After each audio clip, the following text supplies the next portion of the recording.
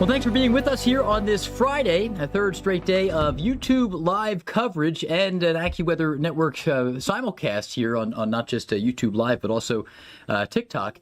We're tracking severe weather into the Northeast here. The highly populated Northeast is beginning to step into a very active evening for most, not necessarily everybody, but for many of you. We're more concerned about the area around Baltimore and D.C., and from New York City north, and there will be areas in between that may not see any thunderstorms in between, but we are concerned about damaging wind, and we're getting into it already here into parts of the D.C. metro, the parts of Washington, D.C. facing a severe thunderstorm, at least on the west side of town. Let's take a look at the latest here, going over to the high-res radar data out of Sterling, Virginia, and you can see while there is and recently has been a severe thunderstorm warning for the western suburbs, there's a newly developing severe strong storm that could become severe right over the district as well. So the motivation for the severe thunderstorm warning is the one storm moving right over, right on top of the radar site, so it's kind of obscuring the view, but right over Sterling, Virginia. Severe thunderstorm warning in effect until 4:15. It also includes much of Fairfax County, but a newly developing storm beginning to crank out some lightning right over the District of Columbia itself here. And the lightning count, again, not tremendous yet, 19 strikes within the past 20 minutes or so within this view. But again, we're going to see these storms ramp back up. Heavier thunderstorm that is severe also over the area near Culpeper, Virginia, off to the west. And this is parts of Culpeper County and northern parts of Madison County. As I kind of complete the view of the storms into West Virginia. Big storms, big cluster, largest cluster of severe storms on the map today so far has been moving through the area near Oak Hill and near Beckley, West Virginia. And these are continuing to move southeast, and these have been severe. We've had severe weather back-to-back days in parts of West Virginia. And here's a new report of a tree down. But there have been reports of significant tree damage yesterday as well. So not much rest for the weary. There's another storm in far southwest Virginia. But as we hop a little farther north, I'm going to get to Bill Waddell here in just a few seconds, but wanted to give you an overview of where the severe weather is at the moment. The northern Poconos are also facing a severe thunderstorm moving through Susquehanna County along Interstate 81, mainly east of the area around Halstead into Gibson and Hancock. This is also up into Delaware County of New York, far southeast Broome County, outside of Binghamton. Binghamton actually back into the clear, but a strong storm also moving into an area near Carbondale, PA. Western Wayne County is under the severe warning for the cell a little farther west as well. And then heading up into New England, it's scattered, not quite severe at this point near Rutland, Vermont, up into the area near Plattsburgh and north of Plattsburgh, northeast of Loon Lake up there in the Adirondacks. And also another cluster of thunderstorms that has become severe up into Maine, west of I-95 here, eastern Piscataway County and western and central parts of Penobscot County there, north of Millinocket, northern Penobscot, I should say, as that county stretches quite a bit. So let's go into the Lehigh Valley. AccuWeather correspondent Bill Waddell is back with us. And Bill, you've been on the move today trying to get in position for these storms that are isolated but intense in parts of eastern Pennsylvania. So where are you specifically now and how's it going? Hey, Jeff. Yeah, good to be with you. I'm on I-78 eastbound near Bethlehem, just past through the Allentown area. So this is the corridor of 78 between the Lehigh Valley of Pennsylvania and New York City. And like you said, this is a different setup compared to the severe weather we saw yesterday. At one point, it seemed to have severe thunderstorm warnings stretching across the entire length of Pennsylvania as those storms pushed ahead. That's not the case today, as you said. Much more of an isolated nature. But the storms that do go, they are taking full advantage of the heat and humidity once again. So this time of year, when we're talking about a Friday in June, there are a lot of outdoor events, a lot of festivals, a lot of tents set up. So this is the trouble when we have thunderstorms this time of year in the Northeast. Just with all those events, tents can easily go flying when you have one of those gusty thunderstorms. I can tell you, my family, I just checked in with them. My parents are up in Susquehanna County, Pennsylvania, where that severe thunderstorm is, waiting to get some video from them. Telling us lightning and thunder rumbling up there. And they had severe storms move through yesterday evening where they lost power. So when I checked yesterday evening, I believe there were more than 40,000 homes and businesses across Pennsylvania at one point that were in the dark last night because of severe weather. They woke up without power and it was restored. And a couple hours later, once again, they've got severe thunderstorms rolling through the area. So that's in far northeast Pennsylvania in the Endless Mountains. That's what they're dealing with up here. And Jeff, I can tell you here in the Lehigh Valley, when it comes to storm chasing on the East Coast, it's traffic on a Friday afternoon. It is tough to keep up with these storms. So they are isolated in nature, but they are going to be causing some problems. And I've got my wife and some friends checking out the World Cup fan events down in Philadelphia this afternoon. So it's all the heat and humidity down there. They're going to be keeping a close eye on the potential for some isolated storms. But as you said, the main focus right now, Lehigh Valley and especially northeast Pennsylvania. So not widespread coverage when it comes to storms like we saw yesterday. But if you're in one of the zones where there is a storm that pops up, they can definitely pack a punch when you've got that heat, humidity, and instability once again today. That's well said there, Bill. So a lot of concerns out there. The outages that we saw yesterday in Pennsylvania were under 10,000 again, which is good news. Crews making progress, but we are seeing still a lot of outages to the west. And in fact, I could bring this up. In fact, I'm going to slide a few of these labels west. But the power outages in parts of Michigan, still 30,000 addresses without power there, 150,000 in Illinois, many of them. Some from yesterday, some of them have actually been from 2 nights ago, from Wednesday night. So nasty stuff here into parts of the area around the Midwest as we clean up from that mess. But moving forward, the severe risk for the Northeast here will remain a concern for many. We actually fragmented our graphic.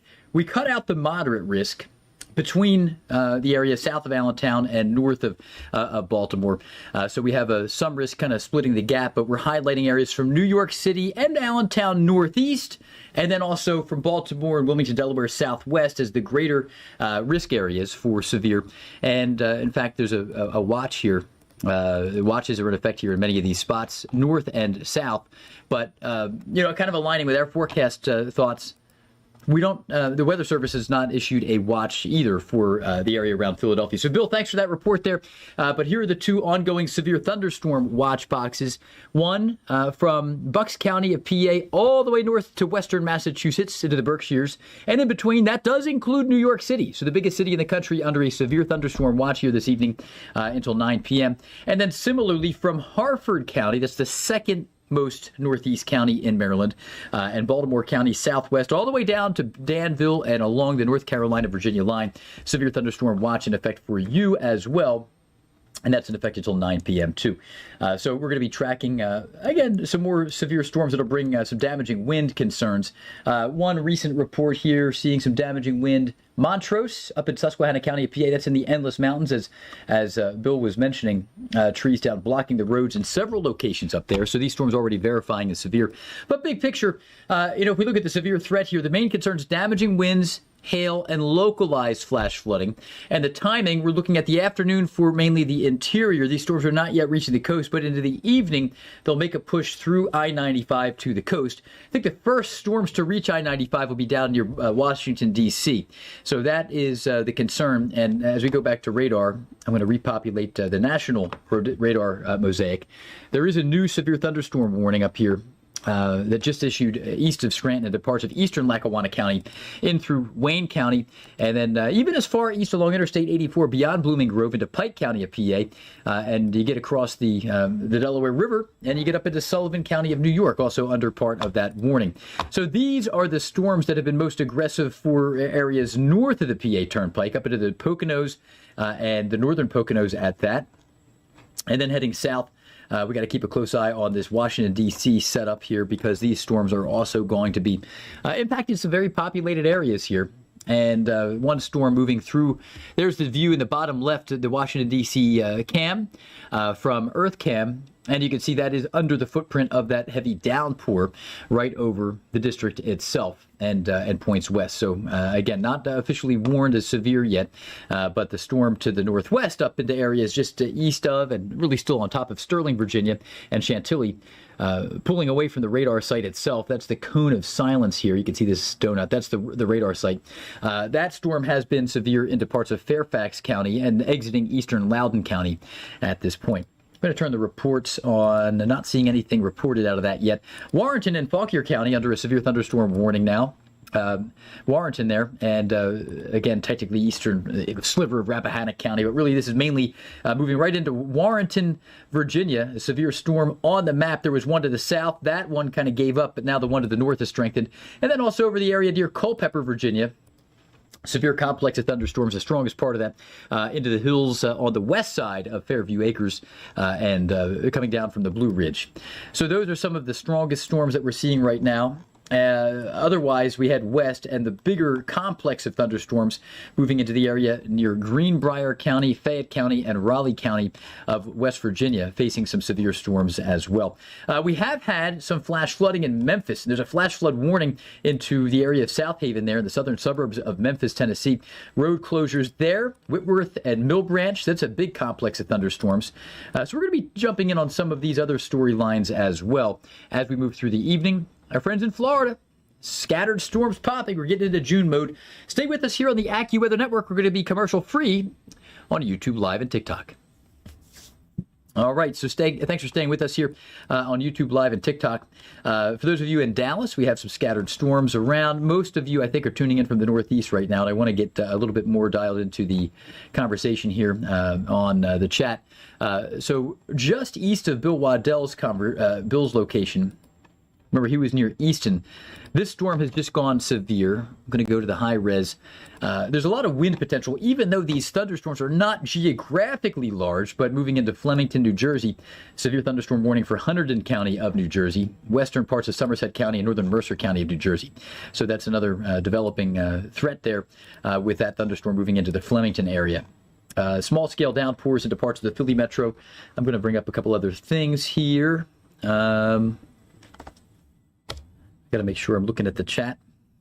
I do want to answer more of your questions, and I really, as busy as we'll be with severe weather in the Northeast, if you were tuned in over the past 2 days, there have been times where we were just bogged down with so many tornado threats and severe thunderstorm threats that it was difficult to keep an eye on the chat at all times. But I'm going to just scroll through, and I want to keep an eye on answering your questions as much as I can. Wayne County, Michigan, those of you guys in Detroit, you had a couple of damaging severe threats over the past few days. You're in good shape here today. A beautiful evening in progress in Wayne County, Michigan. Detroit, no worries for you. Chris wondering if you need a diploma for this. Well, to be a meteorologist, we always recommend going to, I went to school at Penn State and studied meteorology at Penn State. It's a 4-year degree, Bachelor of Science, and some schools call it Atmospheric Sciences. But yes, that's what is typically what most meteorologists have, a Bachelor of Science in Meteorology or Atmospheric Sciences. And then there are some others who come in through the broadcast route and take a different route with maybe an earlier education background in journalism, and then they may study through another program that Mississippi State University offers as well, which is a little different than a traditional Bachelor of Science degree. I'm biased. I went to Penn State, big fan of Penn State's program. They have a really good, very strong meteorology program. University of Oklahoma has a fantastic one. Florida State has a fantastic one. A lot of the Big Ten schools have meteorology programs. And I don't know if that's maybe because there's kind of an agricultural tie into the history of schools like Penn State, Ohio State, Michigan, Purdue. They all offer meteorology programs, and they're very good places to study. All right. It's a fun career, though. I'll say that. It's very fun. I think a lot of us are real passionate about this. Just reading a few of your comments. Talk about the heat. A lot of people talking about the heat. Yeah, Long Island. Long Island, you do have a risk later on, and I'm going to bring up the watch graphic. You got walloped. I don't know where in Long Island you are, but in eastern Long Island, in Suffolk County yesterday, that was a nasty storm that came across the Long Island Sound and produced some significant wind damage. But all of Long Island is under a severe thunderstorm watch here until 9 p.m., so that's going to be a concern for you. I'm going to bring up a few other products here just so I'd like to do like a recap of yesterday's storms as well. So I'm going to bring something in for that. We're going to be talking to Aaron Rigsby about yesterday's severe weather event as well. Most of our coverage is going to be driven by today's kind of the here and now. But the damage was significant in parts of Indiana and Illinois. So that is one of the motivators. And Aaron Rigsby's out there in the damage. You could see vehicles tossed and so forth in Counce, Indiana. Footage from today after the storms last night. All right. Thanks for being with us here on the AccuWeather Network. We've been talking to people on the chat here. The questions we're seeing, wondering about thunderstorm potential in various parts of the Midwest. You're in good shape in the Midwest. The risk here is really mainly into the Northeast right now. Here are the 2 severe thunderstorm watches. North Jersey, and even from Bucks County, PA, up into areas around western Massachusetts. New York City's included within that.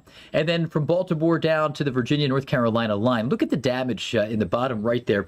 And look how the tornado from Counce, Indiana yesterday, video shot today, that's a tornado scar that it's amazing the power that these things have. Even when there's nothing to damage, like a field, sometimes these narrow tornadoes will carve a path of damage right through the farm fields, where you can see, again, exposed soil and dirt where the vegetation is stripped away, even if they're just small little stubby plants early in their growth phase. Well, we want to check in now with storm chaser Aaron Rigsby, who's joining us live from Kankakee, Illinois. Aaron, if there's one town that that comes to mind this year when I think about severe weather, first I'd be drawn to the northern half of Illinois, and Kankakee comes to mind because they got hit real hard back in, I think it was March. We were in the line in the hot seat again yesterday there. So how's it going, Aaron? Yeah, good evening, Jeff. It's funny that you mentioned that, because I was just talking about this amongst some of my weather peers earlier about how active of a season that Northwest Indiana and Northern and Northeast Illinois has seen this year. It's been, pretty hyperactive in this localized area, with Illinois coming in at over 100 tornado reports so far for the season, and we're only in mid-June. And, we have the typical tornado season that is within the months of March to June. But when it comes to the Midwest, Jeff, it really doesn't end until fall really starts to settle in. We could see sort of tornadoes in July and August, continue to see those numbers climb. We're still in a very favorable pattern for severe weather. And unfortunately, we do have one more day ahead of this active severe weather stretch before things probably slow down for about another week. The atmosphere recharges, and we could potentially into the next week be seeing another round of severe weather, including the risk of isolated tornadoes, affect these same general areas that have been hit so hard already this season. Yeah, Aaron, you make a really good point here. Tomorrow we have severe weather concerns. So today I suspect you're getting a little bit of a break. You've been shooting some really amazing drone videography. And before we look ahead to tomorrow, what are some of the things that jump out to you about what you shot today? That tornado scar through the field is just amazing, but I see some high-tension power lines that got destroyed too. Have there been many structures destroyed? I've seen some of your footage. I know there are some. Yeah, Jeff. So this is kind of one of those cases where could these tornadoes have been a lot worse? Absolutely. This tornado in particular that you're showing right here missed that town by maybe a mile to the north. If that would have cut through the center of town, I have no doubt about it that this tornado would have been on the upper threshold of the intensity scale. Thankfully, that wasn't the case, but unfortunately, there were a couple of rural homes that were impacted by this. And right now, we're sitting at a preliminary rating of EF3. And now we're obviously going to wait for the professionals. I'm not one of those professionals, but in my many years of chasing experience, you kind of start to pick up on these things, what they look for, and you start to see those damage indicators. And I wouldn't be surprised at all, Jeff, if here in the next probably week or so, that this tornado potentially gets upgraded to an EF4, probably in the 170 to 175 mile an hour range, simply for the fact of the sheer devastation on those homes and how violent those houses were shifted off of their foundations. And typically when you see these kind of scars in the ground like that, it takes, kind of that upper end of the EF scale to create those kind of conditions. And I've been chasing a long time, Jeff, and those high tension power lines can handle quite a bit of wind. So to be able to not only topple the ones in the immediate path of the tornado, but to topple multiple sections of that takes some serious power and is a testimony for just how widespread this kind of localized outbreak was in northern Illinois, because this wasn't the only one. We have been dealing with multiple destructive tornadoes all the way back into Washburn, Illinois, into northwest Indiana, and into northern Indiana. These were just multiple prolific tornado producers that unfortunately we were hitting on the high-end ceiling of that potential all day yesterday leading up to this tornado outbreak, and unfortunately those forecasts came to fruition. But thankfully, though, I have still not heard of any fatalities. It seems like the injuries have been pretty minimal, all things considered. And it's a testimony to how important it is for us as storm chasers and here at AccuWeather to relay those reports and those forecasts to get that information out and get people into shelter as those storms develop. I agree with you, Aaron, and we appreciate the service that you provide here. As again, you're getting some really good information out, and a lot of these tornadoes, not necessarily in Kankakee, but a lot of these in the past couple of days near the Kirksville, Ottumwa area, Kirksville, Missouri, Ottumwa, Iowa, they've been in an area that's a bit removed from radar site. So it's kind of a radar hole that I'm circling on the map. South of the Des Moines radar site, northeast of Kansas City, south of Davenport, northwest of St. Louis, and west of central Illinois' radar site. So, when the radar scan can only scan 8, 9, 10,000 feet up into the sky, far from the radar sites, the ground truth reporting that you and others offer is just critically important to us when we're trying to communicate to the public, and also to the Weather Service and our decision makers at AccuWeather with the SkyGuard alerts as well. So thanks again, Aaron. And we have the map up with the number of tornado reports by state right now, and Illinois sticks out like a sore thumb at 133 local storm reports indicating tornadoes so far this year. The next on the list here is 51 fewer than that, with 82 reports in Mississippi. So it's just been amazing. Briefly, Aaron, if you do have time, I know you're not necessarily chasing right now. Looking ahead to tomorrow, what's your game plan and where do you expect to be? Well, Jeff, as of right now, we're going to start making some ground a little bit further west. We're probably going to post up in the Kansas City metro area as this evening progresses as kind of a middle ground to see where tomorrow develops. We're going to be having some what we call boundaries to deal with, and those little micro scale features can shift into a little bit different of areas. So we aren't 100% sure where that's going to set up, but wherever that does set up, that's going to be the focal point of that severe weather tomorrow, probably somewhere in southern Iowa, southeast Nebraska, into northwest Missouri. We're honestly pretty the similar area to what we were just dealing with the other day that you were pointing out in Kirksville over to Bethany, Missouri. And wherever that alpha boundary posts up, while the risk isn't necessarily going to be as high as what we just dealt with, the tornado risk is still going to be there. Folks need to take that seriously. And honestly, Jeff, with the amount of instability that we're going to be dealing with, especially for this time of year, I wouldn't be surprised if we see some widespread damaging wind gusts of upwards of 70, 80, maybe even 90 miles an hour. And if you know as well as I do, the Kansas City metro and that whole area of Missouri is very densely populated. So you don't need necessarily tornadoes to have significant impacts. So folks need to make sure that they pay attention to that severe weather tomorrow. We're going to be covering it as it comes through and relaying those reports as fast as we can. And it being, on the weekend, it may seem like a nice day to start. That doesn't mean that's going to stay that way. So if you have outdoor plans, make sure you stay tuned here to AccuWeather for our live reports as they come in, because it's going to be another dangerous day ahead, whether that be isolated tornadoes or widespread damaging winds. All right, Aaron, we appreciate your reports as always. Thanks for being with us. Be safe out there this weekend. Hopefully we get a break, and then beginning maybe Wednesday evening, it looks busy once again in the Ohio Valley. So Aaron Rigsby reporting there from the area near Kankakee, Illinois. Aaron Rigsby, he's great. Aaron and I have been friends. Met Aaron back around 2012, I think, when he was earlier in his chasing days, and I was working in Toledo, Ohio. And he and Brandon Kopic, two great chasers, they came to the station for a tour and to hang out a little bit, and it was kind of a cool thing. And it's amazing to see where they've both gone in their careers now, and they got plenty ahead of them as well. So thanks, Aaron. I'm just checking out a few things going on here on the chat. We are in a commercial break right now on the network. North Georgia at risk for some severe weather? That's the question. Let's take a look at North Georgia. We're going to go down to North Georgia. You guys have been in a serious drought there. I know you've made some progress in Atlanta and Macon and Warner Robins. You could use some more. So here's the current setup. I'm going to turn the lightning on so you can see there is some lightning way, way, way, way north of Atlanta. But we have a few different severe graphics to characterize the risks here. And I'm going to just bring a few of these in while we're in a commercial break. Sunday, there's a threat way to your west here. This is just following what we talked about with Aaron. It's the Southern Plains. And then, we do have some concerns again on Sunday. This will include parts of the Atlanta area, mainly east of Atlanta on Sunday. All right, the network's about to rejoin us. All right, we're kind of flying up the East Coast here with the radar showing you some severe storms that are in progress. And we just heard from Aaron Rigsby, who was sharing some amazing footage from yesterday, shot today with the blue sky overhead, the drone videography over northern Illinois after some nasty, nasty storms. Look at the convective development there. Chris O'Neill is chasing today in the Baltimore and D.C. metro, and you can see some deep convection there. Off to the background of his shot, he's the bottom middle shot.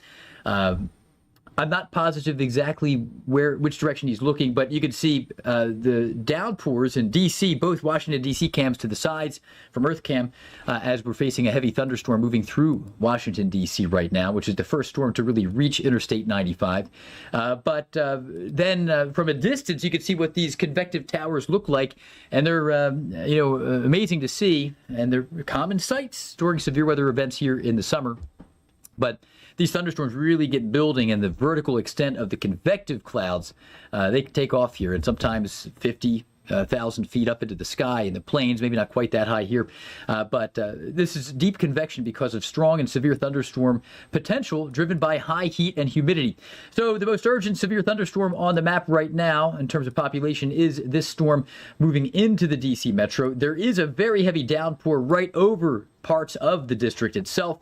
But the severe warned cell is actually a different one. It is to the north, and it's into Montgomery County. It technically includes a sliver of the district itself. But Fairfax, Virginia, Reston to Potomac, and Carderock, some of these neighborhoods west of Silver Spring, under a severe thunderstorm warning. Also, severe thunderstorm warning in progress into Warrenton.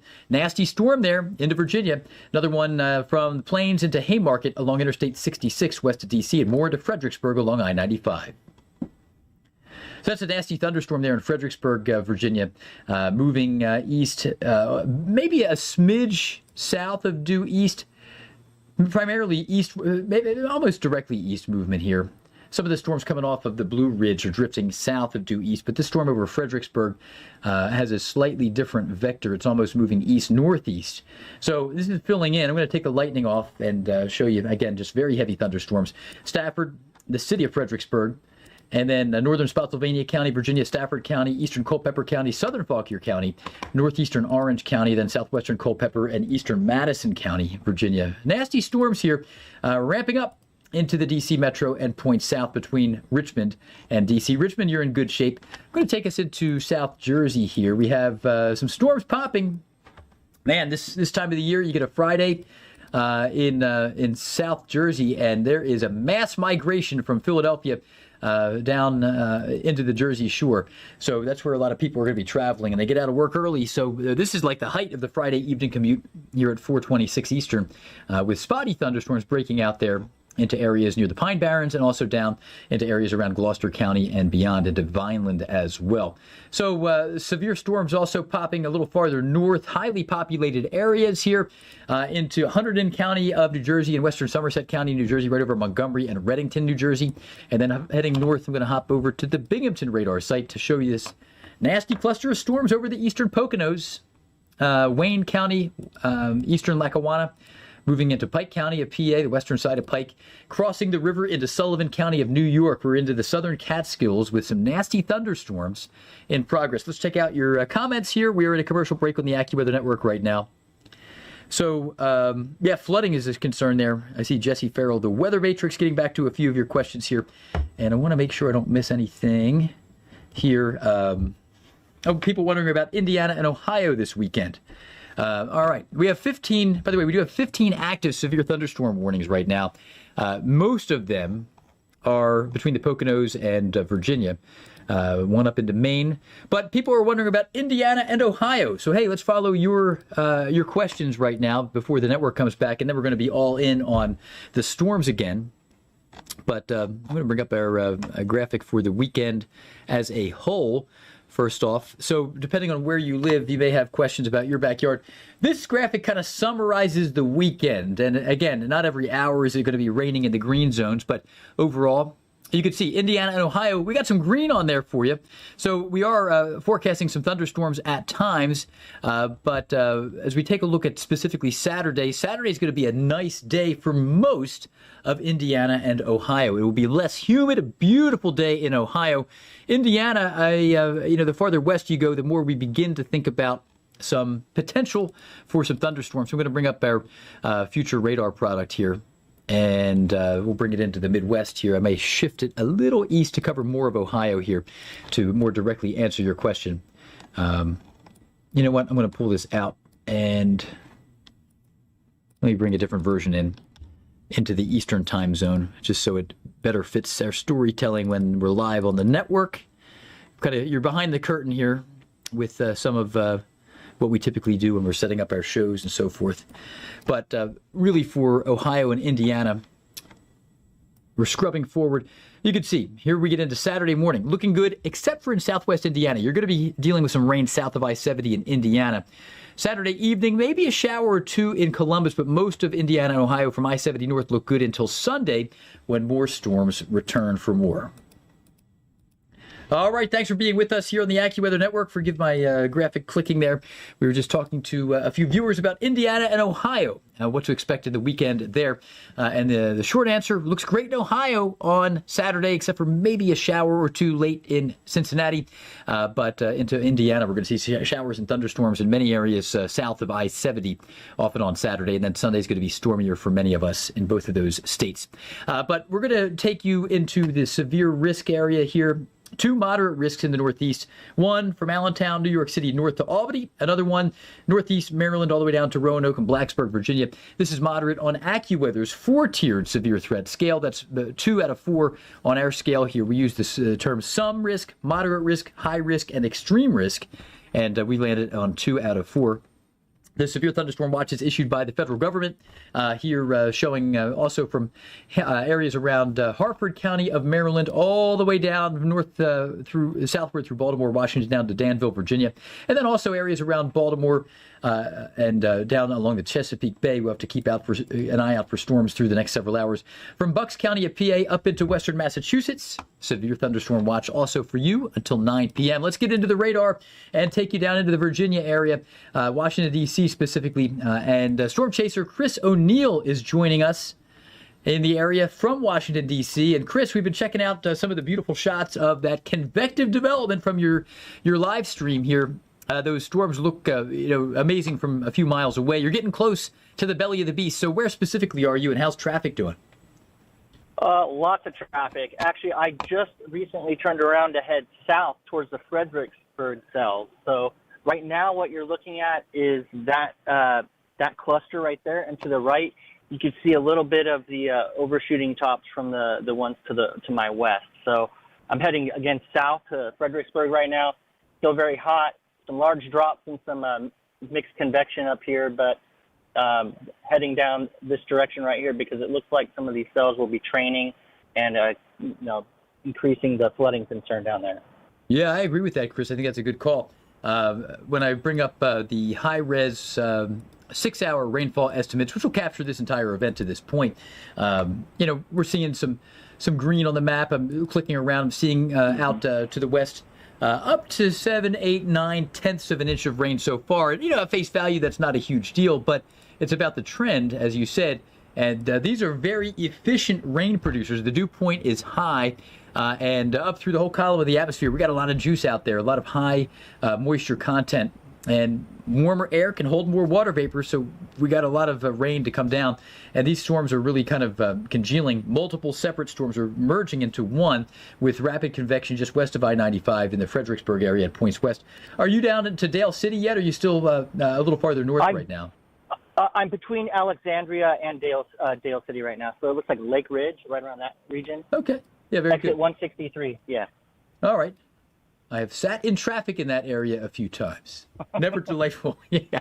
And I see you got a lot of high traffic volume there as well. So it looks like, what are you, 25 or 30 miles per hour right now? Maybe even less? Right now, 0. 0. Okay. All right. Well, a lot of brake lights.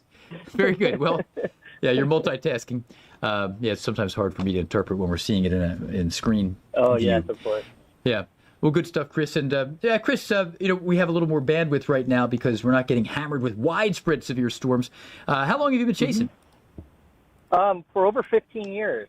All right. I started off in California chasing, believe it or not, being fascinated by some of the tornadoes in the Bay Area. Chased the valley there and the tornado alley all the way from, again, 15 years ago. That's pretty fascinating. And I know that California, at least among documented tornadoes, they're only about, 8 to 10 a year. But when it happens, it's a highly exciting thing. And sometimes with a slightly drier, low-level environment, they're pretty photogenic if you can capture one on cam. Exactly. I've still yet to get one, but that is the holy grail of storm chasers in California, is a California tornado. Mini water spouts, but I may have to fly back out to the West Coast to get myself one day, but right now I'm in the Raleigh area, so the complete other side of the country.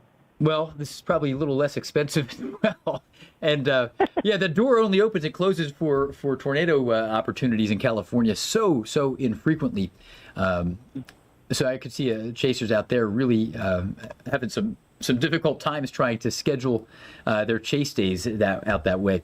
All right, well, good stuff. Chris, we'll look forward to checking back in with you in a little bit here as this flood potential escalates. Great stuff. Chris O'Neill, live on Interstate 95, doing what probably hundreds of thousands of people are doing this evening, slowly moving down I-95 here on a Friday. That early commute, it really slows things down. But he is on the move, approaching some of these severe thunderstorms that are drifting very slowly, and also, so two things are happening. One, they're slow movers in the first place, but also we're seeing some pretty rapid development. So the vertical growth of these storms is happening very quickly, and our concern here is that from Culpeper east, there's going to be enhanced flash flood potential, especially in this stripe here around Fredericksburg. So that's where Chris is headed. And these storms, they're back building, they're congealing into one. The overall storm motions, let me give you the storm motion here. Just as we zoom in, this is the time of year when the jet stream winds aloft, they migrate north, they retreat north to Canada. That's why we don't see as much really destructive, severe potential near the Gulf Coast. We see daily thunderstorms in the south this time of the year, and they produce some winds through their own processes, but it's not dynamically driven by this prevailing wind aloft. That happened up into the Dakotas and into southern Canada this time of the year through July. So the storms are slow movers here, and that's also the case into Virginia because the jet stream is so darn far to the north right now. So the storm along I-95 in Fredericksburg is moving at 15 miles per hour. So if you are, a casual bike rider, you could ride a bike as fast as this storm is moving. And because of that, it's just going to prolong the length of time through which the rain is falling in the same area, and we're going to be dealing with enhanced flash flood potential. So most areas still under an inch, but it's about the rainfall rate more than the amount of rain some of the time. Storms flaring up east of Alexandria along the eastern beltway there, Clinton, south of Forestville, Melwood. So we got some challenging weather there. Let's go up into the Philadelphia metro and the Mount Holly, New Jersey radar site. We're dealing with some convections, not yet severe in any of these cases, but some downpours. Vineland and Millville, look out. We have a strengthening thunderstorm on the move down toward the shore points. Lots of mass migration right now. People getting out of work at noon, and they head down to the Jersey Shore for the weekend. And again, a lot of people probably southeastbound there on the Atlantic City Expressway, and they're looking to the right and seeing some left and right, seeing some of these convective towers developing. Here is a severe thunderstorm that we continue to track through the area near Hopewell, New Jersey, just north of there. So we're in Hunterdon County of New Jersey, far northern Mercer County. You're about to be next, and Somerset County of New Jersey. A lot of people in this area. I'm not seeing a whole lot of reports yet, but we do have one hail report, small hail, Bartles Corners in Hunterdon County of New Jersey there. Small being 0.3 of an inch in diameter. So it's basically pea-sized hail. And really through the system, things get estimated and rounded to the nearest 1/10 of an inch. It's probably quarter-size hail that gets presented that way. Up into the Binghamton radar site, we're catching the eastern Poconos. Let's see here. We're taking a look at, I want to keep an eye on your questions in the chat here as well. People wondering about Spotsylvania Courthouse. Do we have storms? All right, I see Jesse answered that question. Nothing in town yet. Storms approaching. Will Ohio have strong storms tonight? No, you will not. We could say with no reservation, Ohio will not have strong storms tonight. The front is through. In fact, let me show you that the reasoning for that. We're not just kind of looking at the radar and just making broad brush estimates, but when we take a look at this, we can kind of connect the dots here and draw our front in this fashion here, which has cleared Ohio. But we can do better than that, really, and I'm going to bring up the dew point map and the wind map here, current conditions here that is very much part of the story. So this will be useful in telling the story as well in other ways. So first off, current temps. This is going to be one signal of where the front is. And you can see very steamy in advance of the front, and a refreshing 78 in Pittsburgh. So it's 10 degrees warmer in New York. It's 99 degrees in Richmond, Virginia, 95 in Charlotte, North Carolina. And on that note here, before I bring up the winds and the dew point, I can show you this was our forecast for highs today. And some of you have been into record territory this Friday. This is in progress. Raleigh, North Carolina, 103. Hagerstown tying a record at 92, Harrisburg 93, a record, and other areas up into the Poconos. A little cooler, convection developed a little earlier, keeping you out of record territory. So that's one sign of where the front is. We showed you the current temperature map, but as we also look at the dew point map, and the dew point is a measure of the amount of moisture content in the atmosphere. So here, this more definitively shows you where the drier air is coming in. And the behind the front drier air is spilling south. So if the dew point is in the 50s, this time of the year, it feels very comfortable. That's low dew point air. The dew point 75 in Little Rock, that's your sweaty weather. And into areas like New York, dew point of 72, that's pretty sultry air. But if you really want the single most conclusive way to find where the front is, you would do two things. You'd probably look at the barometric pressure, and the pressure field will show that.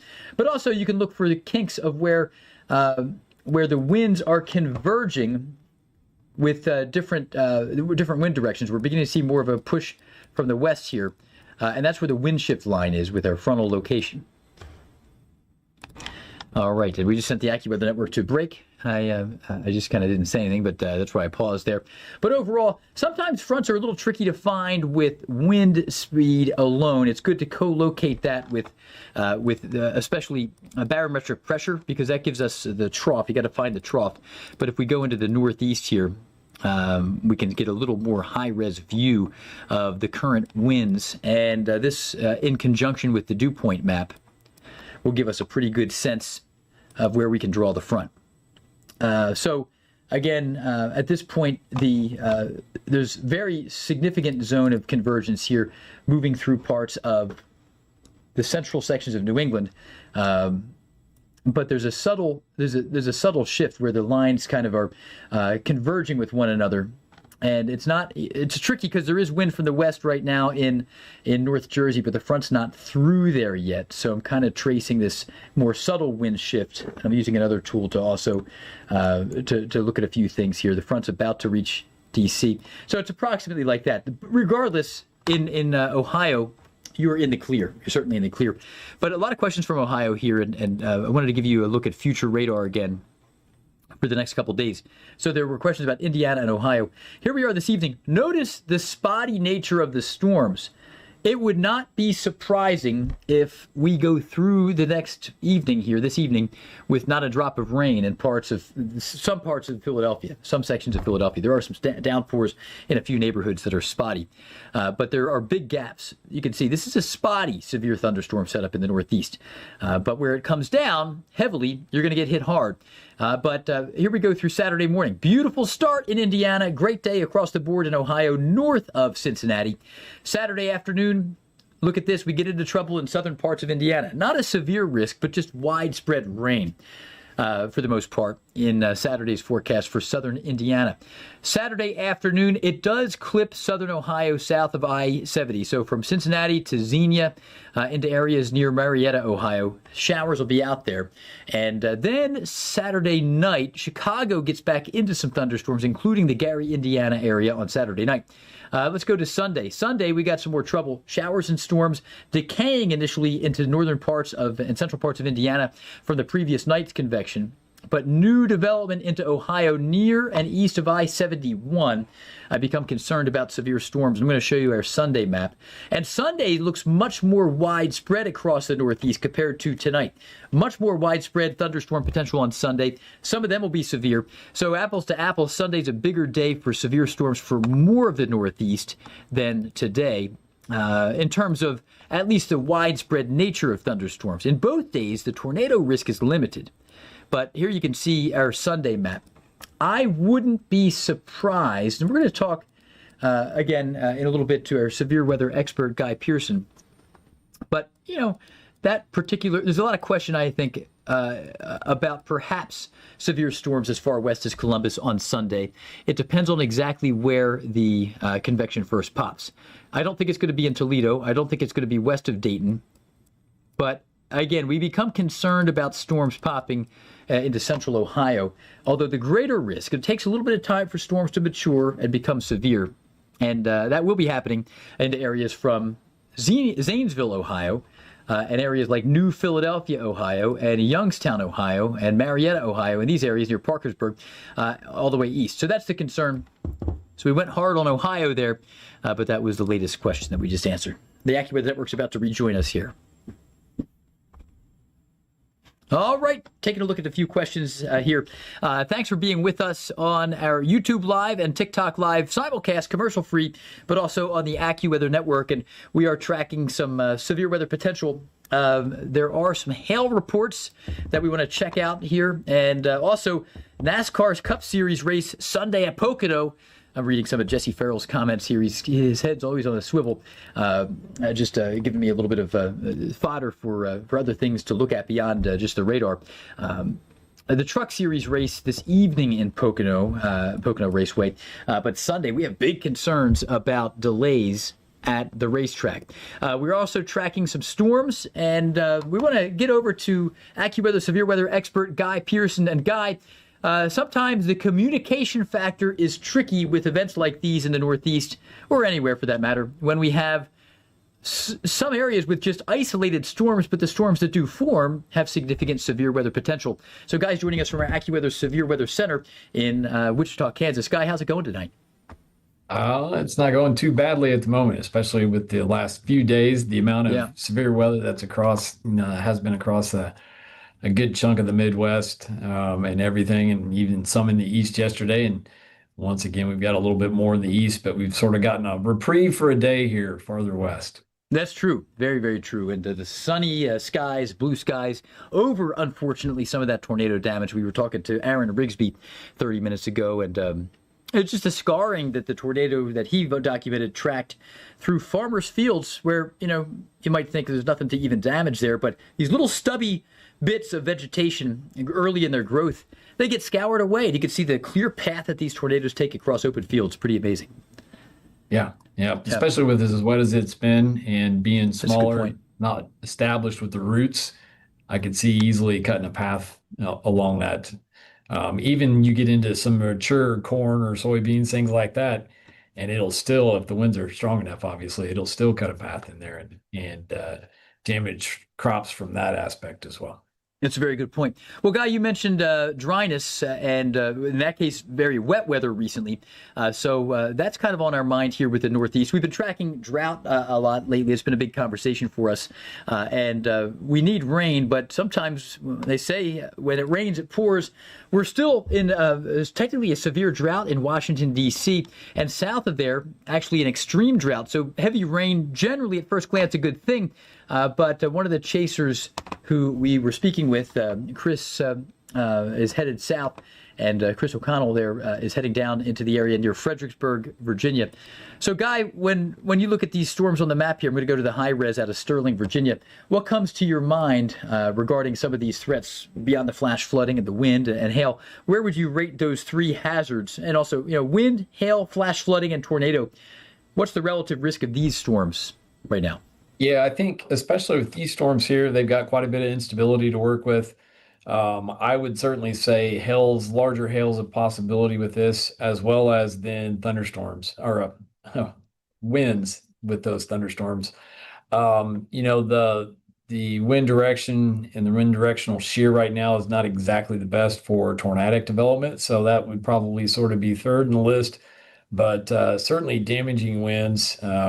We've got quite a bit of instability to work with, so the storms are going to go up pretty quickly. And you can see here, like you're highlighting, certainly some possibility of some larger hail in there. Certainly 1.5 inches will do some damage to cars and certainly vegetation of trees and things like that as well. So, hail, damaging winds. And then, as Chris was mentioning, this has all the storms here from Fredericksburg back west to south of Culpeper there. It's all sort of aligned along a boundary. And so when you do start to get these storms moving over the same area, then obviously heavy rain, not just from one thunderstorm producing, 1 inch per hour rainfall rates or greater. Maybe you've got two or three of them that are lined up moving over the same area. Now it does become a flash flood scenario where you really need to be paying attention. And if water does start to rise, you want to make sure and get to higher ground. We have a nice shot there from Virginia DOT, the bottom middle of those options of Fredericksburg right now. Storm chasing is very different in different parts of the country. I know in the Great Plains is one thing. I-95 on a Friday, Eastern Virginia, does not sound like a good time, but it's not a good time. Yeah, I saw when you were talking with Chris earlier, and it seemed like that's a either chaser convergence or if you're on I-95, right? One of the two. Right. Yeah. I grew up in the Philadelphia metro, and this time of the year, lots of people go, they say, down the shore. We're going down the shore in Philadelphia, down to Atlantic City, Ocean City, so many of these places. I grew up going to Ocean City, New Jersey. So there's mass migration in that direction, too. And so far, so good there, where these storms are kind of avoiding the main thoroughfares, but just the straight up volume this time of the year is tough on a Friday afternoon. So, Guy, anything that you wanted to point out regarding the difference of the nature of the storms down in Northern Virginia compared to maybe up in the Poconos or north central New Jersey? Yeah, I think certainly the ones, farther north up here in the Poconos, it's going to be more probably a little bit smaller hail and maybe some gusty winds to about 60 miles an hour or so with this particular group up here. The instability is not quite as great this far north. And it's sort of congealed along the boundary itself as the whole entire thing's moving east. Whereas back down in Virginia, those cells around Fredericksburg and the central part of Virginia, they're all sort of out ahead of the boundary off to the west. It's across the Appalachians. They're really moving into far western Virginia at the moment. That would be another area too. If you are headed towards the Appalachians in a cabin for the weekend from the DC area or whatever, you want to be paying attention to, thunderstorms moving in, because those certainly would potentially be producing heavy rainfall rates, which in mountainous terrain can even add to flash flooding a lot more easily than if you're out just in sort of the Piedmont area or flatter areas out in Virginia itself. So that's one thing to keep in mind. Even if the ground's been pretty dry, the rainfall rates this time of year and in mountainous terrain, it doesn't take too much, from an inch per hour standpoint to sort of funnel in a couple areas, and now all of a sudden you've got a little wall of water that's coming down, through some creeks and streams that might normally be dry. Yeah, it's not a good situation. And while we have you here, Guy, just briefly, looking ahead to tomorrow, we have we hit the reset button and we're back in business with the next shortwave coming across the Rockies into the plains. What are you most concerned about for Saturday? Yeah, Saturday. I think for the most part with this, it's probably going to start out as large hail and damaging winds. And then as we get into a little bit later in the evening hours, then it's probably going to go straight into more of a wind threat. At the very beginning, there might be some areas there that have a little bit of enough of a rotation in those isolated cells that we talk about, that you might get enough rotation for a quick spin up of a tornado initially. But this is one of those systems that does appear to go, what we call linear pretty quickly, to where it sort of lines out and it's just a wall of thunderstorms coming your way with damaging winds and things like that. We've got the local storm max of 90 in there. We've seen pretty close to 90 the last several days with the environment sort of regenerating later today and certainly during the day tomorrow. Then, that 70, 80 will probably be commonplace for certainly most of the severe storms that are moving through. All right. Well, good insight there, Guy. As always, we appreciate all that you have to offer here with us. Good stuff yesterday and even the day before that, too. So we'll stay on top of this. And I know that your team is working hard to keep all of our clients and everybody else on top of this as well. Guy Pearson, AccuWeather's Severe Weather Center in Wichita. Thanks, Guy. Thanks, Jeff. All right.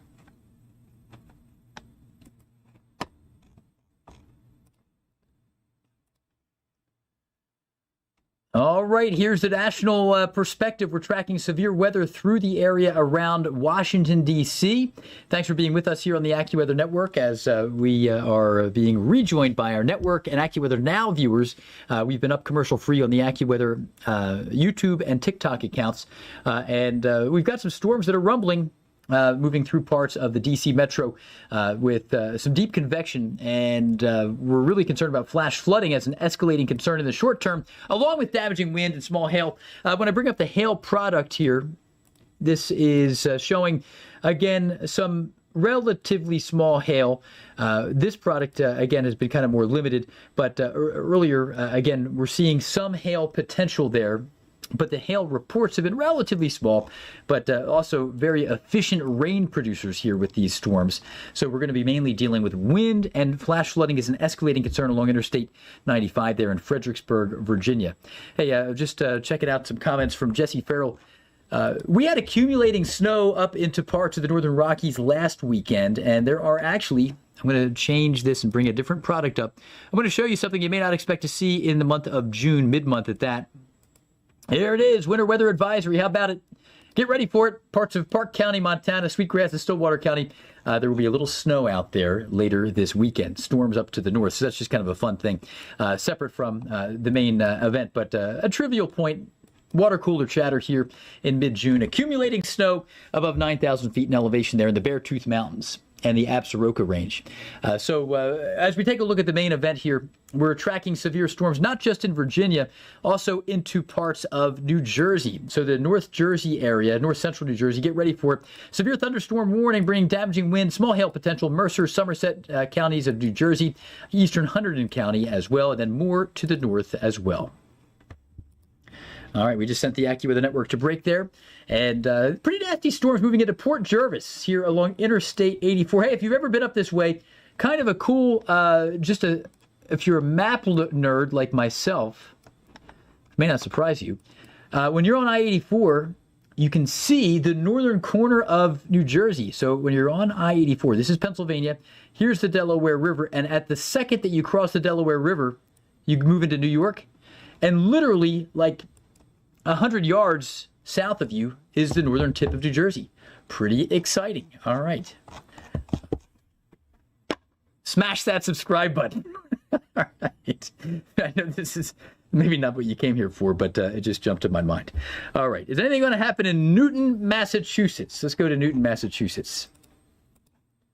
So I should mention, just as a general big picture view, the far western counties of Massachusetts here, Berkshire County, a single county. So North Adams, Pittsfield, you're under the severe thunderstorm watch. David is jealous of that winter weather advisory there. It's not coming to New Jersey. You're jealous. Hey, it's been so darn hot. But hey, when we have the strong ridge, there's a strong trough somewhere to offset that. And, you know, we got a strong ridge with extreme heat in the east for now. And then we're dealing with some chillier weather under a trough in the Rockies. There's going to be a big shift, though, and actually we're looking at record-challenging highs Saturday and especially Sunday and Monday for I-5 in the Portland and Seattle area. So that's another storyline that we're going to be tracking out that way. So it's going to be hot there. You go a little east into eastern Montana, much chillier into the mountains there. But the ridges and troughs kind of... they get amplified and they offset each other. Newton, I think this is in the Boston suburbs here. I just don't want to, yeah, you're inside the I-95 area there. So you're wondering about Boston. Let's take you to Boston. The hub of the universe, as one of our good friends, Mark Mancuso, would say. But here's a look at future radar and clouds. In fact, you know what? I'm going to bring up, just while we're in the break here, I'm going to bring up the short-range high-res, because that's the best bet for very short-term forecasting, you know, outside of human intuition. This is a model, but it's going to show you what to expect. In general, isolated convection this evening. You don't want to take these little tiny blips literally, but the messaging, the overall, it's almost like if you take off your glasses and look at it, the overall blurry view is probably going to work out pretty well with isolated downpours around Boston. You can see the model tries to crank one out to the north, then it cranks another one out to the south. But this is the idea, very isolated convection around eastern Mass. And as we zoom in right now, you can see a little bit of tiny little shower activity. Some of these are developing and not holding together too well. Sometimes they mix out with a little layer of drier air aloft. It's pretty steamy there. We can show you some Boston temps, though. This is kind of a fun spot forecast-wise. A challenging city to forecast for because of the juxtaposition of the chillier Atlantic Ocean right on your doorstep. But current temps here, let's see if the sea breeze has been a factor in Boston today. I'm just waiting on the computer to... let's go. We gotta crank this thing here. Not sure what's going on. This will probably come back to life here for us in a moment. We are live on the AccuWeather Network in a few seconds. We'll see what happens. All right, thanks for being with us here on the AccuWeather Network, 5 o'clock Eastern. It's 5 o'clock somewhere, and that is 5 o'clock in the eastern U.S. Hey, we were just talking about Boston. Only isolated convection here coming up. And the sea breeze gives you a nice little payoff on a day like today in the city of Boston. Now, at the Boston Logan, such a difference there. You get a 10-degree contrast from the harbor to just 3 or 4 miles inland there in Boston. Sea breeze for some, not for all. 92 in Providence, but only 80 at Boston Logan. 92 up in Manchester. And it's hot there in New York, 89 Central Park right now. And as we take you a little farther south, we're going to be tracking some heat, big-time heat. Let's bring up the New York City current temperature map here. And overall, it's a hot time here. We've been dealing with near record highs in a few spots. As we take you to the New York Metro and into central New Jersey, severe weather is breaking out in some areas. 93 in Trenton, 93 in Allentown. Up in Newburgh, New York, there along I-84, 90, 91 in Islip. And down into D.C., you're going to see some numbers change here, as there is some pretty deep convection right now in play in some neighborhoods. Here is a view of Baltimore and D.C., and we're down to 86 in D.C., 10 degrees cooler than Baltimore because of thunderstorms that have broken out. And actually, we are in the slightly cooler air here into other areas as strong storms are rolling in from west to east. We can give you a slightly wider view, I think. Let me see. Well, you know what? Let me bring up just the Northeast current temps map, the East Coast current temps, to give you a more comprehensive view. Some of the worst of the heat right now is in eastern parts of North Carolina. A lot of areas around Raleigh. Record highs today for some, as we're at 100 degrees plus in that peach color. It's hotter there than in South Texas. So you're the big winner there for heat in parts of eastern North Carolina. But the main event here, the reason we are here on YouTube Live doing a simulcast of the AccuWeather Network, is severe weather moving through the Northeast. And overall, we're tracking some ongoing severe storms through parts of Virginia. And some of these storms have been cranking out some very heavy rain as well. That severe warning, by the way, that was moving through Somerset County, New Jersey, that is no longer warned as severe. Also, a cell to the north into the eastern Poconos, the Pike County warning, no longer officially warned. That hit its expiration point as that storm moves into Falls Church, or I should say Port Jervis. I saw Fallsburg and my mind went to D.C. Let's go to Falls Church, Virginia, because that really is the main area, the main area for severe storms. And as we switch over to the high-res radar view for Sterling, let's go down I-95. We're going to do it way faster than the traffic is right now. And here we get into Woodbridge and into other areas here. We're dealing with some strong storms off to the west. But then we get down I-95 and we run into Fredericksburg, and we're dealing with a developing problem. I don't know if any flood advisories have been issued yet, but this is a matter of time, I think, until we see a flash flood warning. It's coming down very heavily there at Fredericksburg. A new severe thunderstorm warning has just been issued, a sizable one, for Caroline County of Virginia, from Bowling Green, Virginia, northward. But nasty storms are in progress. I'm going to switch over to an estimate of rainfall rates. Not just rainfall rates. Let's just look at how much rain's fallen. Rainfall is coming down heavily here, and we're seeing some deep greens right over Fredericksburg. This is a problem. If you are maybe just to the north in Stafford and you're thinking about heading down south to Richmond, I-95, you're going to encounter trouble. I'm going to bring up the Virginia DOT website here in a few seconds, because I want to tell you how bad it is on the road. 1.7 inches of rain so far. VADOT. I want to bring up the 511 website. I can't imagine it's good. Chris O'Neill is moving all right there to the north. Looks like he's off of I-95. Probably he got fed up with that. I don't blame him with some of the delays there. But north of Richmond, I'm going to Fredericksburg. We had a webcam up earlier as well. But I'm seeing a lot of black for the traffic rate. So I don't know if you're moving at all or barely, but it's just, it looks like a near standstill in the Fredericksburg area.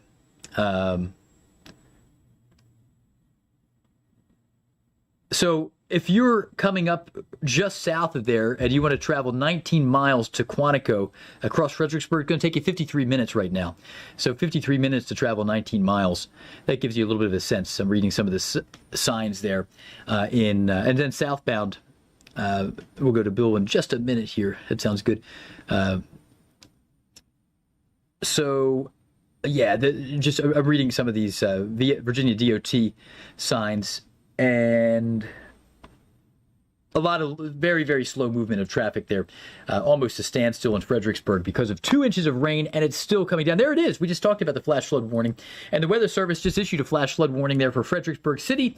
Within a minute or two of us saying that, southern Stafford County, this is not like a great forecast victory for AccuWeather. This is an obvious thing that a flash flood warning would be issued here.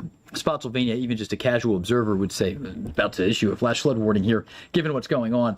So here we are with 2 inches of rain in progress, and we got at least another half inch coming on top of some of these areas east of I-95 in Fredericksburg, where you're going to spend more time under the continued rain. It may end faster, it will end faster west of town, but there's also some new convection that is drifting east. It has a slight heading south of due east.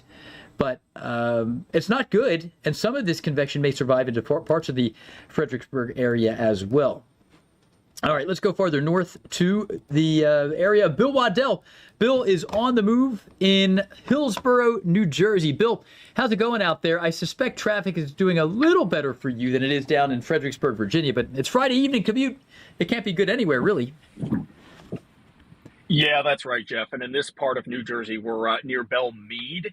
And a lot of trees. So we had to pull over because even with Starlink satellite, all the tree cover on some of these roads, it was tough getting a signal out. So we pulled over just to catch up with you quick on the way to the Rocky Hill area.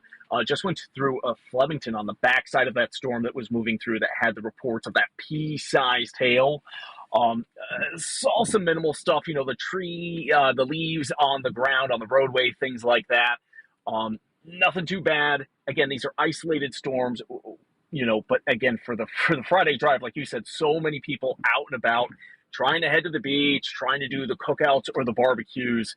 For those folks that are seeing the storms, they are gusty and packing a punch here with the heat and humidity. Just got a lot of energy to work with that instability.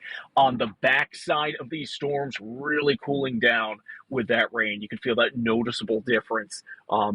I got to tell you, for the gardeners, like my family up in far northeast Pennsylvania, just a couple days ago, all they were talking about was how dry it was. Even though it may not show it on the drought map, I know some of the gardens, even my garden in central Pennsylvania, have been struggling the past few days. Then you got some storms and rain yesterday. That helped out. Then they got another round of storms and rain up in northeast PA today. So it's one of those things, Jeff, where we're very quickly in a setup like this. You can go from dry conditions with the gardens really struggling. Then you get some decent rain and everything starts to perk back up. And then a day later, today, you get another thunderstorm up in Susquehanna County where they had that severe thunderstorm. My family was reporting thunder, lightning, downpours, and the stuff that had just popped up in the garden starting to spring back to life. Took a little bit of a beating with the gusty wind. So it's one of those things where things can change so quickly, where conditions are very dry, then you get a day or two with storms, things perk back up. And then, a lot of gardens struggling in the area. So people really want to see that rain, the gardeners, people with their flower beds. But then when you're dealing with severe thunderstorms or even just gusty storms, you got things blowing around that can bend things. So I know a lot of gardeners in the Northeast and Mid-Atlantic that I've been in touch with just saying it's been one of those springs that's been a challenge.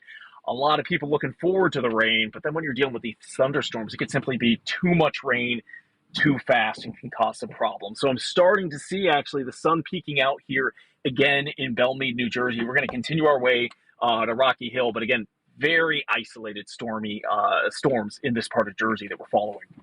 All right. Well, thanks for that, Bill. Be safe out there. As always, we love talking to you. Good insight as well. And Bill, a couple of recent reports. You mentioned the small hail, Bartles Corners, and then I'm just looking just to the north, Three Bridges, New Jersey. Trees down in Reddington Township around 4:21 p.m. Yeah, I know you're seeing these as well. All right. Well, thanks, Bill. Be safe out there. We'll check in with you in a little bit. All right, let's zoom out here. And again, flash flood warning, Fredericksburg, Virginia. There's the view. People, so I don't know. I guess that's 95. That's just an on-ramp there. I suspect that's I-95. I can't tell because there's an interior and then an exterior. I do think that probably is 95 with like a, I don't know if it, well, regardless, we are seeing a lot of reports that I-95, significant slowdowns there. That's got to be. And overall, just a mess for travelers right now with people moving very, very slowly. It's a small-scale flash flood warning, but a high population one, you know, as we take a look at here what's going on in Fredericksburg. We go back to the high-res Sterling, Virginia, and we're seeing, again, there's not a big stretch of I-95 under a flash flood warning. It's only about 4 to 5 miles north to south along I-95, but certainly a long stretch here from Stafford down to basically where you hit the county line sign for Caroline County, about 25 miles or so, where it's not a fun time driving on I-95 in heavy rain. So we're going to send the AccuWeather Network to a commercial break here in just about 10 seconds, and we're going to stay with you commercial free. I'll check out some of your questions here on YouTube Live, and we're monitoring TikTok as well. All right. So the network is on their break now, and yeah, it's like late July, early August weather. I'm with you there. RDZED 3505. Just talking about the heat in the Virginia Piedmont. Any tornadoes in Arizona? Well, real Vince, I don't think we're going to see any of them right now. There are signs that the monsoon season may pick up a little early this year. So by our long-range wizards, our long-range forecast team, anticipating that by late June, we will be getting into the monsoon season. And we are actually seeing some downpours. I'm going to turn the lightning on out here. There are some showers in parts of western Arizona right now, north of I-10. So there's a little bit of convection, just kind of an early little appetizer, just a hint of what is to come with the advent of the monsoon season. A couple of downpours west of Flagstaff, and if you're up at the Grand Canyon on the southern view, some deep convection there. Up in the beautiful mountains of northern New Mexico here, really cool place. Spotty downpours here up into areas southwest of Taos and Angel Fire and Cimarron. A little bit of convection out there near Trinidad and Raton, over parts of the Sangre de Cristo Mountains there, looking out into the area approaching the Raton Mesa. Most of these are going to fade as they get down into the lower elevations. Also have some flash flooding near Ruidoso and south of Ruidoso into the area around Alamogordo, so parts of Otero County in the mountains. This is a little bit to the east of White Sands. White Sands is an amazing place, but over the mountains, the storms develop and they just park themselves, and we get into big trouble there. We've seen 3 significant flash flood events in Ruidoso in the past year. After about a 15 to 18,000 acre wildfire, and after wildfires burn the top layer of soil, we get into trouble because the soil then repels water for a year or two before vegetation can come back. Part of I-10 there in West Texas, Hudspeth County, severe thunderstorm warning. Our friends in Dallas dealing with some strong thunderstorms south of Dallas. Flash flooding in progress south of Memphis.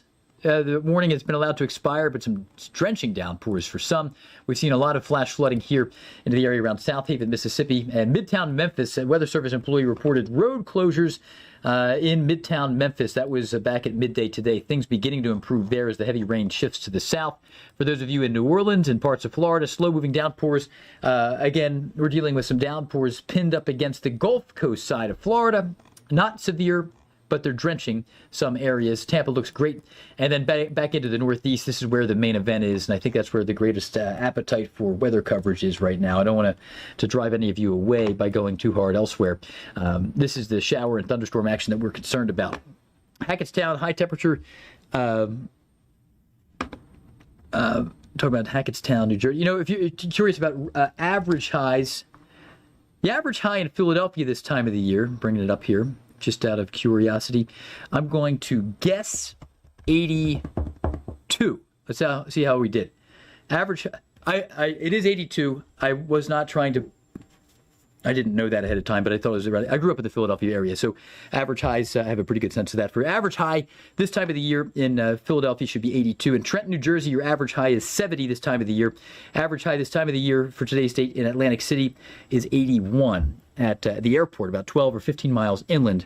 And just for perspective, at the shore, Atlantic City Marina's average high is 74. Isn't that interesting? A 7-degree difference between Atlantic City Marina and Atlantic City Airport for the average high this time of the year. The shore runs a little cooler there. Pretty significant difference this time of the year.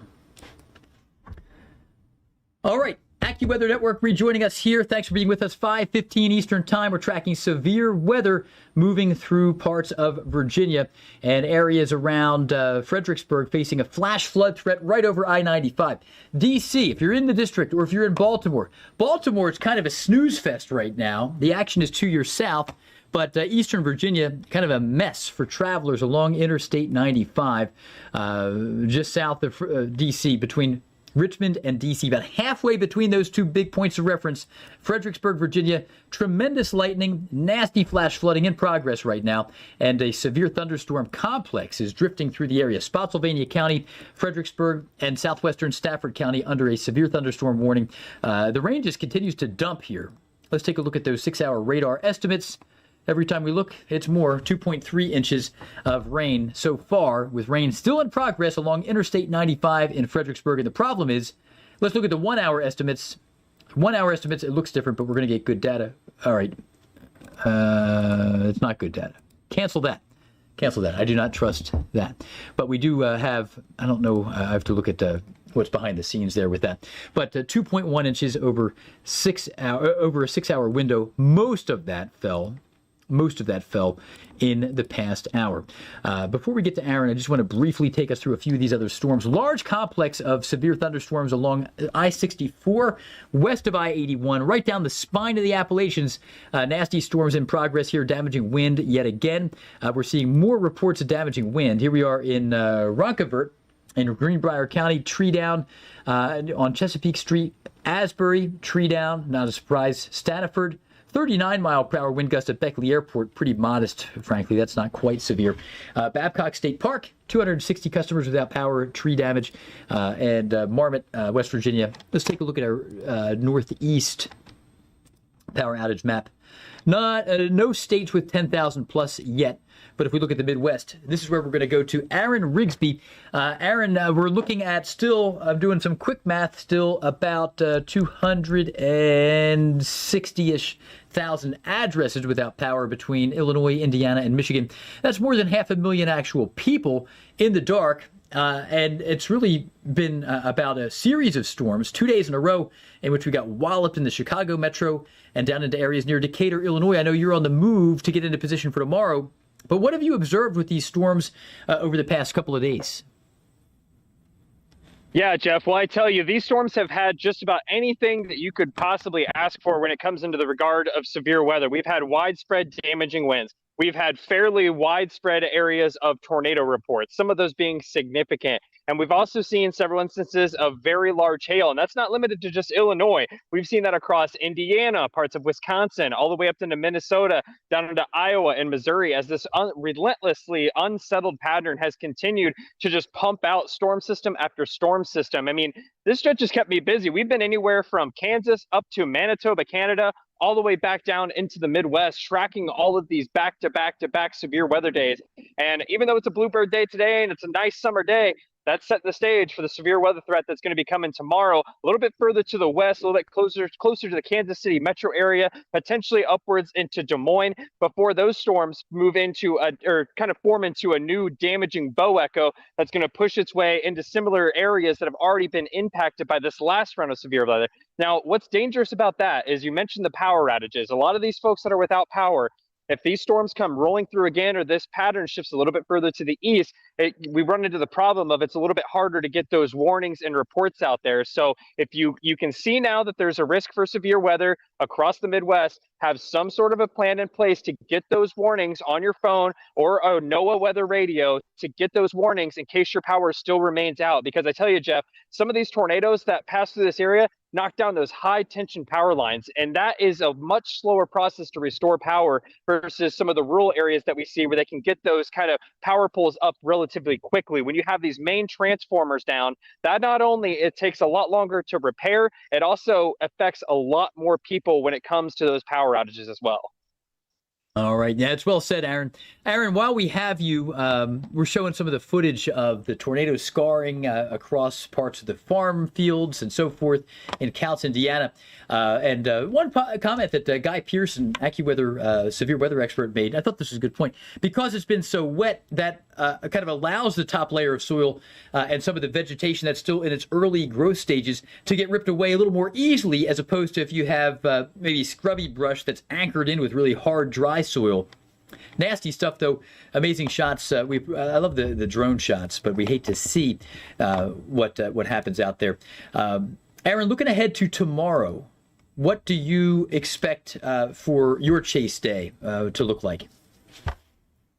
Well, right now, Geoff, we're targeting probably around the Kansas City metro area. And the reason why, it's going to be kind of a centralized location for us to decide whether we need to go north, south, east, or west, because what we call an outflow boundary is going to be in play tomorrow. And what that basically is a focal point for severe storms to fire off of. And wherever that ends up being due to the morning precip, because that can kind of shift as time goes on, it's kind of hard to narrow down an exact area where that's going to set up. And we may not have as high of a ceiling for the tornado potential as we've seen the last couple of days, but when we enter the month of June, there's so much instability in the atmosphere already that we run into, kind of severe weather days, what we call mesoscale days, where, the shear isn't necessarily quite as high, but you have so much instability that it can kind of compensate for things that are lacking. And sometimes you can get an unexpected bigger tornado risk to form out of an overall kind of lower end severe weather day. And that's exactly what we're going to have tomorrow. If one of those storms can latch on to that boundary that we're going to be looking at, with the amount of instability that we have in place today, wherever that being, somewhere between southern Iowa,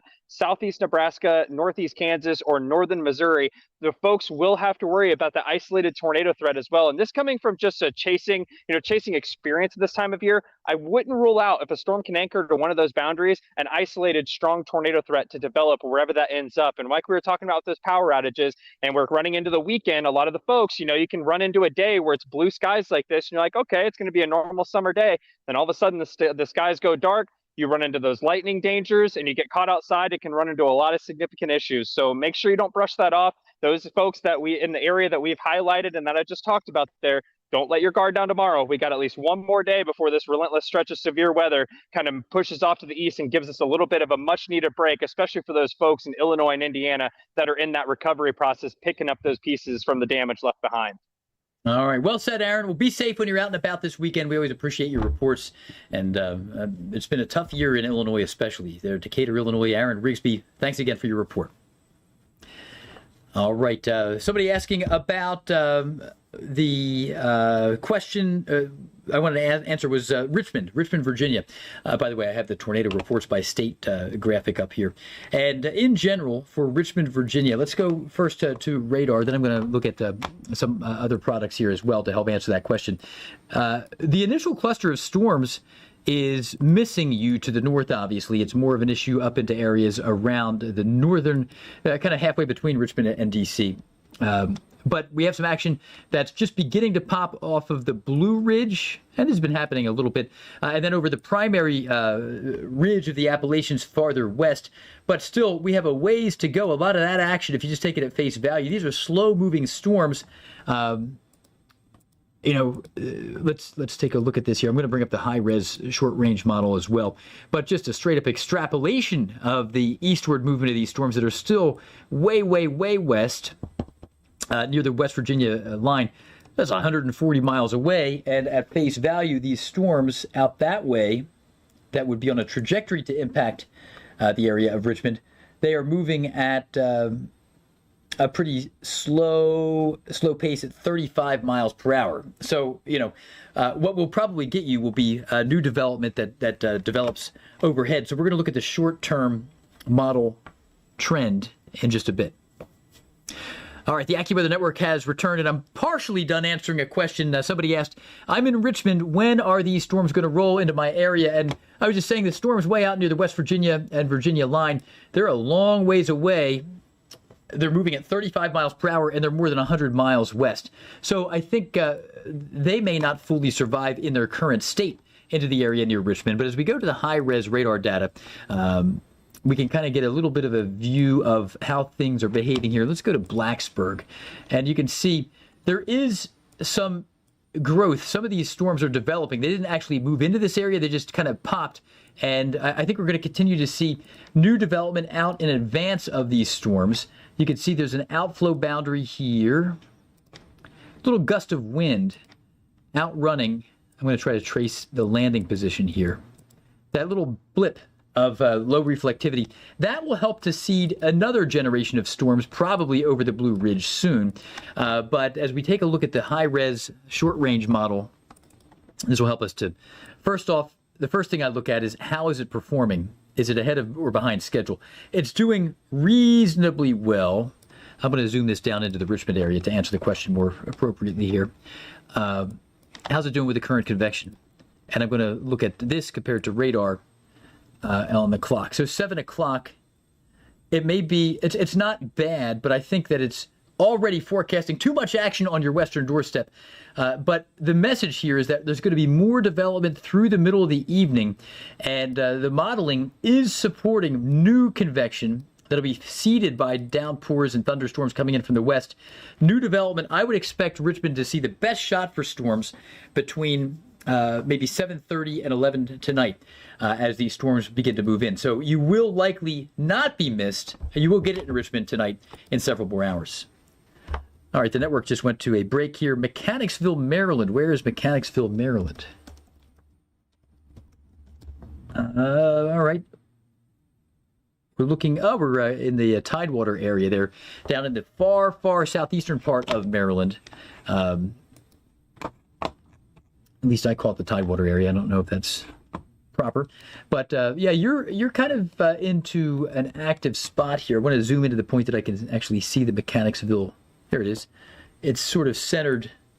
You're going to get into it here soon. But I want to find it specifically. Thanks for your patience here. Zooming in, zooming in, zooming in. So if I can find Newburgh, where is it? Trying to look at the shape of the Potomac as it zigzags around. I think I'm in the neighborhood here. Yeah. We got to be we got to be awfully close. We got to be awfully close here. Mechanicsville. Where are you at? We're essentially, I'll be able to answer your question here, whether I actually find the label on the map or not. But yeah, you're going to be dealing with some strong storms moving in very, very soon. The best shot for severe weather is going to be on the south side of Mechanicsville. But the way this is evolving, this general area of the southeastern core of the peninsula of Maryland that juts out there on the western shore between the Potomac and the Chesapeake Bay proper, you got a strong storm nosing in. In fact, a new severe thunderstorm warning has been issued for areas around La Plata, not too far from you, in that portion of Charles County. And again, I'd expect storms to bring rumbles of thunder. The core of heaviest rain may be barely to your south in Mechanicsville, but you're going to see some thunderstorms here in your area over the next hour. And it'll continue likely 2 hours from now. You'll still have some action nearby because there's a lot of convection out near I-95 still drifting in your direction. So over the next 2 hours, off and on thunderstorms kind of escalating into Mechanicsville, Maryland. I see a horse and buggy there in the picture on Wikipedia for Mechanicsville. Pretty cool. 1,600 people. Shout out to Mechanicsville, Maryland. All right. Your population has been steady since 1930. So much information on Wikipedia. All right, let's get back to the questions. We are feel bad about the hot car death. David mentioning a hot car death in Pennsylvania yesterday. This was in eastern PA. It was the 6th hot car death in the U.S. It was the northernmost hot car death, and I think a 15-month-old passed away this week I think it was yesterday, at least it was reported yesterday. The kidsandcars.org, it's a great organization, and their purpose is to inform people about the dangers of kids in hot cars, and some of the stuff that they have shared with us over the years. About a quarter of them enter the vehicles alone without being forgotten. Now, most are forgotten in a vehicle. Most are not malicious, and most happen. They've done research on this. It typically happens usually when there's a break in the routine, and maybe somebody else is driving the child to daycare or to a store. Sometimes people make just a wildly irresponsible decision to leave them in a hot car intentionally. But in a lot of cases, it's simply somebody forgets that the poor kid's in the back seat, and then they go to work. But it's often a break in routine when this happens. So they encourage people, good advice, to put something you absolutely need for work in the back seat so you can't forget. For me, I would put my bag. I carry this leather bag with my laptop. I'd put that in the back seat if I had young kids. All right, thanks for being with us. For the past couple minutes, we've been talking about some sad things. A hot car death in Pennsylvania yesterday among a 15-month-old. Kidsandcars.org. They do some great work trying to get the word out about how horrible things can happen, even when it's not that hot. I did a social media video with our digital team earlier this year about how this can even happen when it's like 68 degrees outside. If the sun's beating down on the windshield, the inside of the car can really warm up. Obviously, most of these cases happen when it is hotter than that. But while we're on the topic here, I can bring up a graphic. And overall, again, just very, very, very sad stories here. This was the northernmost hot car death of the year in Pennsylvania yesterday. And kidsandcars.org. We're going to talk about severe weather here in just a moment, but the severe weather is not tremendously intense in many spots right now. It is kidsandcars.org. I don't know why it was not loading for me the first time I tried to type it. But again, hot car deaths. So far this year, there have been 6. We average, sadly, 40 per year. Last year, there were 37 hot car fatalities. Most involve children under 5. Most of them are really under 2.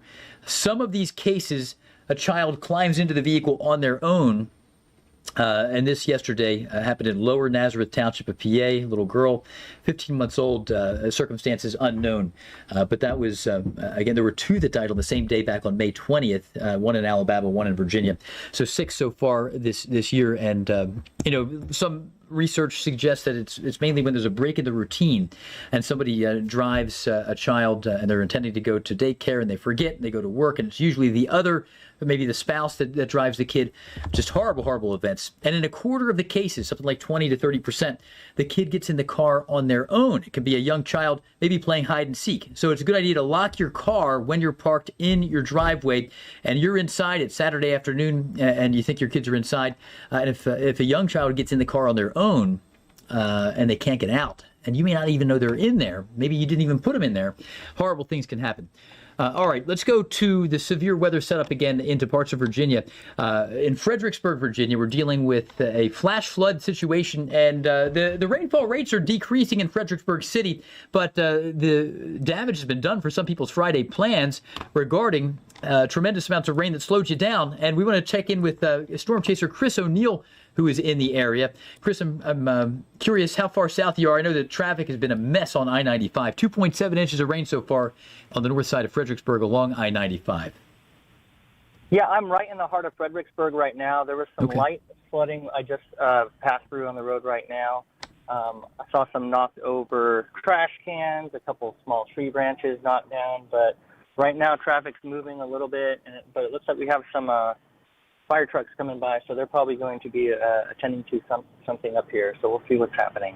Yeah, I don't see any official flood reports filed yet among the pipeline of local storm reports. The only LSRs, local storm reports I'm seeing so far involve damaging wind. West of you, just a few miles, Cookstown, Spotsylvania County, tree on the road near Hazel Grove. But, man, I'd be surprised if there wasn't some flash flooding that's going to verify this flash flood warning. I see you're going under the University of Mary Washington there in Fredericksburg. How was I-95? It looked like you got off of I-95 a little bit ago. Was it pretty ugly? It was messy. Lots and lots of traffic, that's for sure. But the heavy rain started hitting when I believe I went on the 1. Yeah. And again, some like the shoulders of the road had some pooling, some areas where water was flowing over the full 2-lane roadways as well. Okay. And, we just saw an emergency vehicle look like a fire engine heading down the street there. We don't know if it was going to some kind of a weather-related response or not, but there are a couple of reports of damaging wind there in Cookstown and Dunavant in Culpeper County, just northwest of you, Richards Ferry Road and Beach Road. But flash flooding is probably the main concern with this. So as the storms evolve, we are continuing to see some deep convection. Severe thunderstorm warnings are in effect just south of town, down into Bowling Green in Caroline County of Virginia. What's your game plan? Are you planning to continue to head south? I believe so. I believe I'm going to try to get in front of it, but I am monitoring a little bit of the connection to the west. I mean, you can see where my camera's pointing to the southwest, west-southwest right now. So there are some towers and stuff still trying out there. So I'm going to monitor. If I have to sit back, I'll stay here. Otherwise, the plan is to move south. Okay, very good. Well, certainly a loaded atmosphere here. The dew points are high, not just at the ground, but also higher up. And arguably because there's not a very big dry punch aloft, the hail potential is more limited today. Usually we get our largest hailstones when there's a layer of drier air aloft. So this is a heavy rain event and wind event more than most other things. But yeah, it's a good call there. Whether you go south or west, there is still some deep convection out there west of Culpeper and north of I-64, the area around north of Charlottesville, facing some nasty storms, and a little bit east of Harrisonburg along the Blue Ridge. So we're going to be continuing to track this. Chris, thanks for that report. We'll look at another report with you here in a little bit as things continue to evolve. But yeah, thanks, Chris. Good stuff. But we do have a couple dozen severe thunderstorm warnings. No tornado warnings at the moment. I saw a question on the chat here. Yeah, I agree with you, Jerome. No reason to ever leave your child in the car unattended. Huntington, PA. Hey, how about it? We're hearing from somebody one county south of us. Down to 75 in Huntington after a hot 90-plus degree day at your place, you said. I think I'm in the southwestern or south central center county. My high today, been bringing up my, it's been hot. It's been steamy out there. 80 degrees in my backyard at the moment. But overall, we're tracking some severe storms. Somebody asking about the overall, where are the warnings? Well, most of the warnings are now about halfway between Washington, D.C. and Richmond, Virginia. And then we have some strong and severe storms north of I-64, north of and east of Charlottesville. And then you get into southeastern West Virginia. My high was 87, if anybody else cares. Lewisburg, West Virginia, down into Lexington, Virginia now. This is where I-64, I'm going to highlight, this is the West Virginia line. Waiteville, we rented a place in Waiteville, Virginia, that little cutout that actually extends West Virginia over a ridge into what would typically be Virginia. That's a cool place there, Waiteville. You can go up on the ridge there and look at, there's like a bird observation area, and you're way up above, I think, 3,000 feet there. But Giles County, Virginia, Monroe County, West Virginia, heavy thunderstorm in progress. We can go to the high res here. These are some of the stronger storms out there as well. This is out of Blacksburg and Roanoke. So if you're in Blacksburg or Roanoke, Virginia Tech, the Hokies getting ready for some nasty storms to roll in here. Radford University, sometimes they sneak into the big dance there, or basketball. We're dealing with some strong storms there. Closing in, coming in from the mountains to your west over Bluefield and also into Galax here. This is a beautiful drive. If you come down I-77 and you wind down from Virginia into North Carolina. It's just a great shot here, right on this spot. You ride the ridge and you look left and you see all that farmland. It's a beautiful spot. But nasty storm moving through the Galax area as well. Let's go farther north. There are a few severe storms up into far eastern parts of the western shore of Maryland near Chesapeake Beach. I want to give you the high-res radar data so you can see right where the storms are. Another storm popping out near Front Royal. That's the second out that way, Shenandoah County, out near Shenandoah National Park. If you have family or friends camping in Shenandoah National Park, you may want to give them a heads up if they're within cell service. I suspect they have cell coverage there. We're doing great there. The drive to the shore could have been a lot worse today from Philly to South Jersey. Volume's always high, but the fact that we haven't seen storms here between Philly and Atlantic City, that's great news, actually.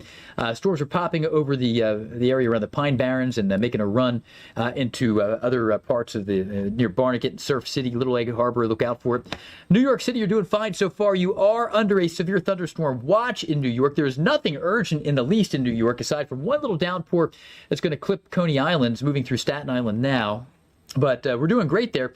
And then heading north up into the eastern Poconos, Binghamton radar site showing far north Jersey, thunderstorms in progress, not quite severe. We've seen warnings expire there as the storms get closer to Interstate 84. At times we've shown you Bill Waddell's shot, and he's in New Jersey. Nice shot of that. I like the Charlottesville cam. You can see what's going on in Charlottesville. This is going to take us back just to kind of locate what you're seeing versus the radar. Those cameras there that producer Mel and actually Kayla Schuster may be selecting for us here today. Not sure who's on what detail, but DC, there's another rain curtain there. It's a cool shot there. And you're looking at this next downpour that's moving into the west side of D.C. Almost the same exact area that saw rain about an hour and 40 minutes ago as we began our live coverage at 4 p.m. Downpour moving right through the same area, and those are the rain curtains, those streaks out of the sky. Sometimes if you want to read the sky, and you can see dark clouds, but you can clearly see sunlight underneath them, that's a sign that there's not much rain. In that case, that's the footprint of the storm, the downpour, the rain curtain. You can also see, I think, a rain curtain in that Charlottesville view. I get myself, yeah, I suspect that's what you're seeing. It's just a little murkier because there are more low clouds in the foreground. Let's take you back farther north. I wanted to take us up into New England here with some strong storms, not severe at the moment, but strong storms moving through northwestern Connecticut, into far western Massachusetts, and then up into parts of Maine. Up in Maine and northern Vermont, we have some strong storms north of Bangor, Maine. Severe thunderstorm warning in Penobscot County and parts of southeastern Piscataway. All right. So up in Maine here, we've got some strong storms along if there's a part of I-95 that's easy to drive, as long as the snow's not falling, this is the place to be. If you want an I-95 Friday commute, head to Lincoln and Millinocket and Holton. It's beautiful up there. My family and I, we did a little October weekend down here at Roque Bluffs. Roque Bluffs, really cool spot here in southeastern parts of Maine, and went to Bar Harbor and especially the national park. That was the main driver. Beautiful area there. Hey, we do have a severe thunderstorm warning now issued for coastal New Jersey. This is the first coastal severe thunderstorm warning of the day, and here we are, southern parts of Ocean County and south of Toms River. I got one of my weather buddies here, Toms River, New Jersey. Huge snow fan. Frustrating place for snow most of the time with that rain-snow line. But we are dealing with a severe storm just to your south right now. I'm going to get the lightning out of there. Right over Stafford. It's not a large thunderstorm, but I think it's probably a little larger than radar might make it appear because we're right over the radar site. The heaviest part of this is down near Stafford. But again, this may be kind of obscured by the radar site, as sometimes the low scans from the radar, it doesn't give you a totally clear view of the storm. It is raining a bit near the radar site, but the higher reflectivity, where you have a lot more activity within the core of the storm, more precipitation loading is a little higher up in the atmosphere in this case, and that's why we're seeing the depiction of this as it is. Just looks kind of funny when you're real close to the radar site. But overall, Stafford, this is Stafford, New Jersey here along the Garden State Parkway. getting a heavy thunderstorm. We are in a commercial break here right now. Thanks for bearing with me here. Just checking a few things out.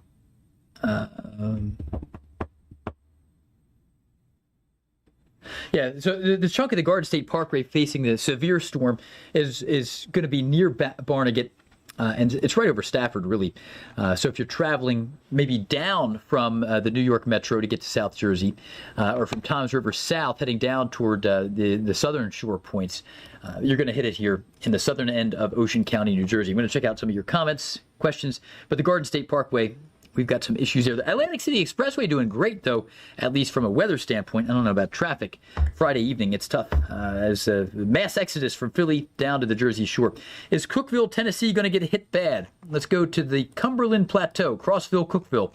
How are we doing there? You look great. You look fine right now.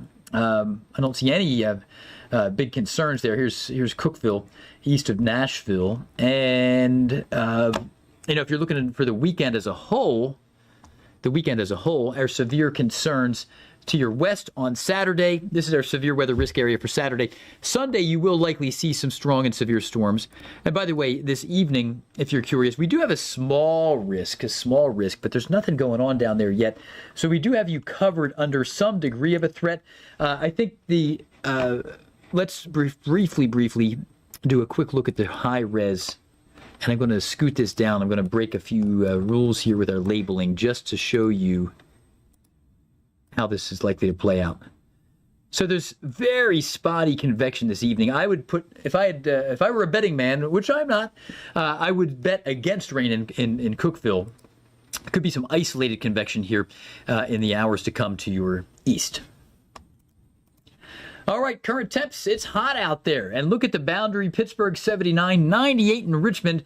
And if we find a boundary like this in the atmosphere with near record heat, when temperatures approach records and then you get an end to that weather regime, we often have some fireworks and overall severe thunderstorms, adding a big punctuation mark on these hot days that we've recently had. I have the radar frame down a little farther south, just talking to somebody in Cookeville, Tennessee, wondering about very isolated convection, probably east of there. We might see a couple of isolated storms fire off over the Cumberland Plateau this evening. We do have some risk to cover for that, but the risk of rain in any one spot, especially in Cookeville, west of the plateau, very, very low. Southern parts of the Memphis metro still facing flash flooding in Coahoma and Phillips County along the Arkansas and Tunica County, Mississippi area. I don't want to say border. Sometimes people say state line, but it's actually the Mississippi River that makes the state line there. A quick look at reports here before we jump back to the Northeast. No new reports from that cell, but we had a nasty day up in the Memphis metro with flash flooding and road closures. Thankfully, the rain has exited Memphis. A quick look at some of the rainfall estimates here from this area. 3.8 inches there under that new flash flood warning, and Memphis metro area seeing 4.1. How we do in Memphis itself today? The climate report may or may not be back in yet. Central time zone's not in yet, but we got a lot of rain for sure. And just a quick eyeball at the airport there. This area really saw a lot of rain. We had over 2 inches in Memphis proper. 2.15 inches of rain there in Memphis at the airport. So that's a tough day. A lot of pavement there and a lot of flash flooding if you're in the city. Let's go to the Northeast, up into parts of the area around Virginia and some sections of north central New Jersey. By the way, South Jersey, we do have an ongoing severe thunderstorm warning. It's not a large one, but the Jersey Shore is in demand this time of the year here in Ocean County of New Jersey. I'm counting 1, 2, 3, 4, 5, 6, 7, 8, 9, 10, 11, 12, 13 ongoing severe thunderstorm warnings nationwide right now. Most of them are in Virginia, 1 in New Mexico, 1 in Colorado, and then we got 1 in New Jersey as well. Looks like the Maine warning has expired up in Maine. But we're tracking some severe weather, and the main event here, the primary severe risk zone, is in Virginia and into the Chesapeake Bay region right now, just south of Fredericksburg. We've been dealing with some big trouble there. Look at that view in Shenandoah National Park. That's spectacular. Very nice. Very, very nice. I don't know, is that, that's a nice cam. Very nice shot there, Shenandoah. And we are dealing with some strong thunderstorms here. There is a severe thunderstorm warning in Shenandoah County. south of Front Royal and along. The worst of this is now east and south of I-81 and south of the I-66-81 juncture.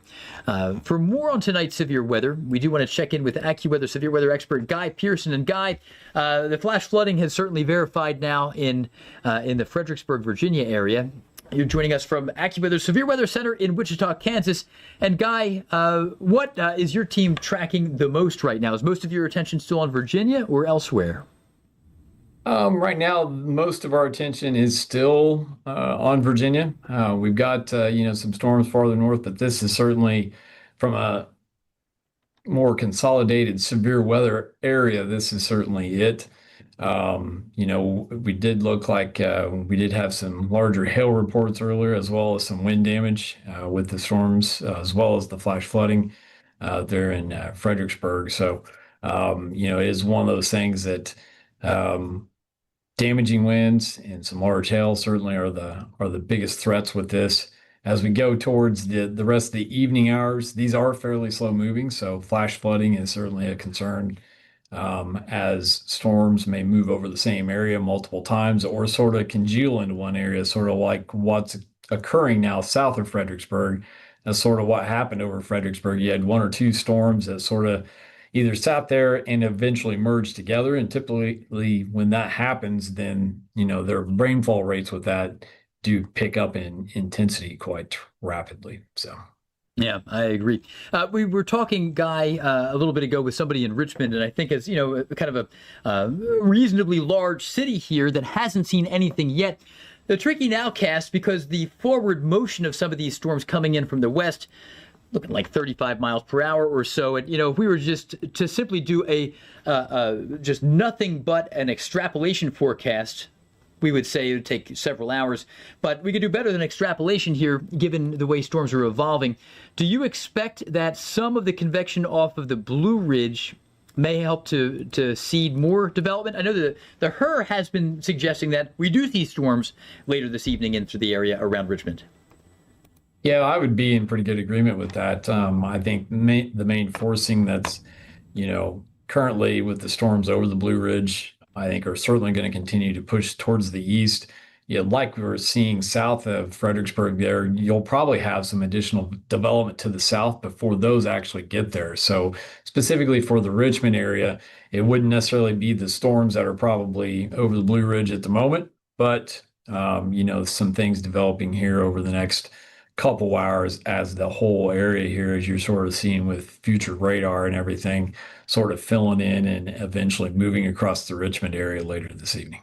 Yeah, I like that. I agree. And, this is not, I was telling our viewers earlier that when I look at the HRRR, one of the things I do is you want to see how it's initializing.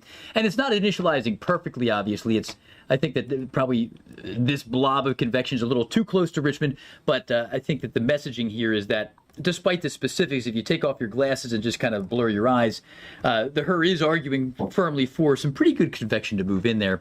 But as you know, the models are not the answer key, so we have to keep our head on a swivel and look at all the weather variables with it's tempting, because the gap between human forecasting and computer modeling, it is shrinking, but it's never going to be perfect, and we can always do better. You've been doing this for a long time. Human experience, meteorology, wisdom, and pattern recognition goes a long way. Guy, in just about 10 seconds, the AccuWeather Network is going to go to a break, but our YouTube viewers will still be with us. So stay with us here on the AccuWeather Network. We have Guy Pearson joining us for now. All right, Guy, that Charlottesville shot's pretty nice there with some low-hanging clouds. Oh, yeah. But sometimes it's tricky, especially in local TV. We were very accessible. People could call the bat phone and call right into the weather center. And sometimes scary-looking clouds can look very ominous, but they may not really be, signaling. It's not a wall cloud in this example. So when you are out, I know you mentioned that you still do chase some, when you're not tied up with other responsibilities with AccuWeather. But when you look at clouds like these, what would you tell a viewer who sees something like that in Charlottesville? Talking about scud versus a wall cloud, or what signals real trouble to you? Yeah, I think, if you have something start to lower with the combination of something that is rotating, right? That's going to be the main key, because there are plenty of roll clouds or, thunderstorm wind driven clouds that sort of look really nice, really pretty, sort of move along. Sometimes you can have some lower clouds, hang out from those and make it look really nice and potentially scary at times, right? Yeah. But in situations like this where you do have lowering of clouds a little bit, looks like on the video there. And I don't know if you can flip to velocity by Yeah. chance. Yeah. Just curious on what it looks like here with the most recent frames, Yeah. And or we're if we looking see from very much at all. I know we're not in a good spot there, so it's tough this is yeah to this sort of is see what's Sterling. I going can on, bring up. This is the Sterling, Virginia radar. If you want, I can try. I got Blacksburg in here. Yeah, why don't you try Blacksburg real quick and just see sort of what that's looking like from that perspective. But like I said, it's in between both radars and sort of like what I was talking about yesterday. The storms are moving parallel. So instead of moving towards or away from a radar, it's moving parallel to the radar, and that makes it a little bit more difficult to see some of the wind velocity signatures and things like that. But Yeah. just how it's sort of developing on the ridge and things like that. That's one of those that you certainly want to keep an eye on. If it does start, the whole bottom or lowering of the cloud starts to rotate, that would be certainly concerning. But if it's just sort of hanging out the bottom and all the clouds are sort of moving the same direction, then you're probably not going to experience a tornado with anything that you're particularly seeing at that moment in time. Yeah, I agree. Good stuff there. All right. Well, thank you so much, Guy Pearson, a guy from AccuWeather's Severe Weather Center in Wichita, Kansas. Guy, while you're on, we have about a minute and a half. The network has rejoined us before the network goes to break, maybe in a minute. Could we just briefly give us a little preview of tomorrow when it comes to the severe weather potential in the Midwest? What are you most concerned about? Yep, damaging winds, some large hail initially, but quickly shifting to, I think for the most part, damaging winds. We're going to have, some tornadoes at the very beginning. So back towards Wichita and here, it looks right now it's going to develop just east of us. But it's one of those where exactly everything forms and how quickly they go severe. So we'll be on the lookout here, but it will quickly, anything that is discrete early will quickly transition to more of a damaging wind, maybe potentially large hail threat. All right. Guy Pearson. Guy, you've been with us quite a bit this week. I know you're a busy man. Thanks for all your insight over the past few days. And we wish you the best this weekend there in Wichita, Kansas. Thank you very much. Have a good weekend yourself. All right. Stay with us here on the AccuWeather Network. We'll be right back. All right, and we are still here on YouTube and TikTok Live. Guy Pearson, he's great, and Wichita, Kansas is where the AccuWeather Severe Weather Operations Center is located. But we work closely with that group here from AccuWeather's global headquarters in State College. In fact, we have a large computer TV screen out on the operations floor, and it's like the Zoom call that never ends. It's your worst nightmare. Actually, it's not, because we love what we do. But if you're tired of Zoom meetings and you work in that context, you're probably waiting for the meeting to end a lot of the time. In this case, it's never going to end. It's great. But we always have Wichita up, and then other meteorologists who work with us here at AccuWeather. Some started at State College, then they went remote. We've got people in Florida, in Philadelphia, in upstate New York, and in the Philadelphia metro, various parts of the area, and all over the place here. But they're dialed in too, so it is we're closely connecting and always coordinating with one another.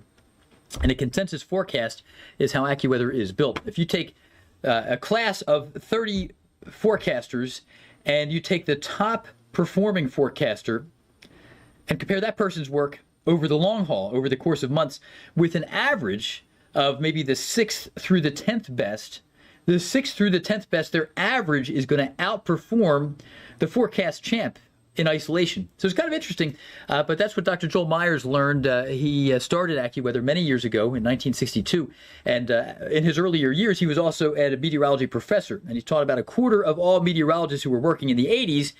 They went through his class, meteorology, at Penn State. Penn State is a powerhouse in meteorology school, and there were fewer other options in universities back then for meteorology. So that's what he learned, and he took his experience as a professor, also running the business of AccuWeather, and now he's employed that as our forecast philosophy, and that's part of our DNA here. So forecast consensus is very important. I want to check out some of your questions here. Is there going to be a tornado in D.C.? My gut reaction is just to say no, period, and end the sentence there. But the atmosphere does have a way of humbling us.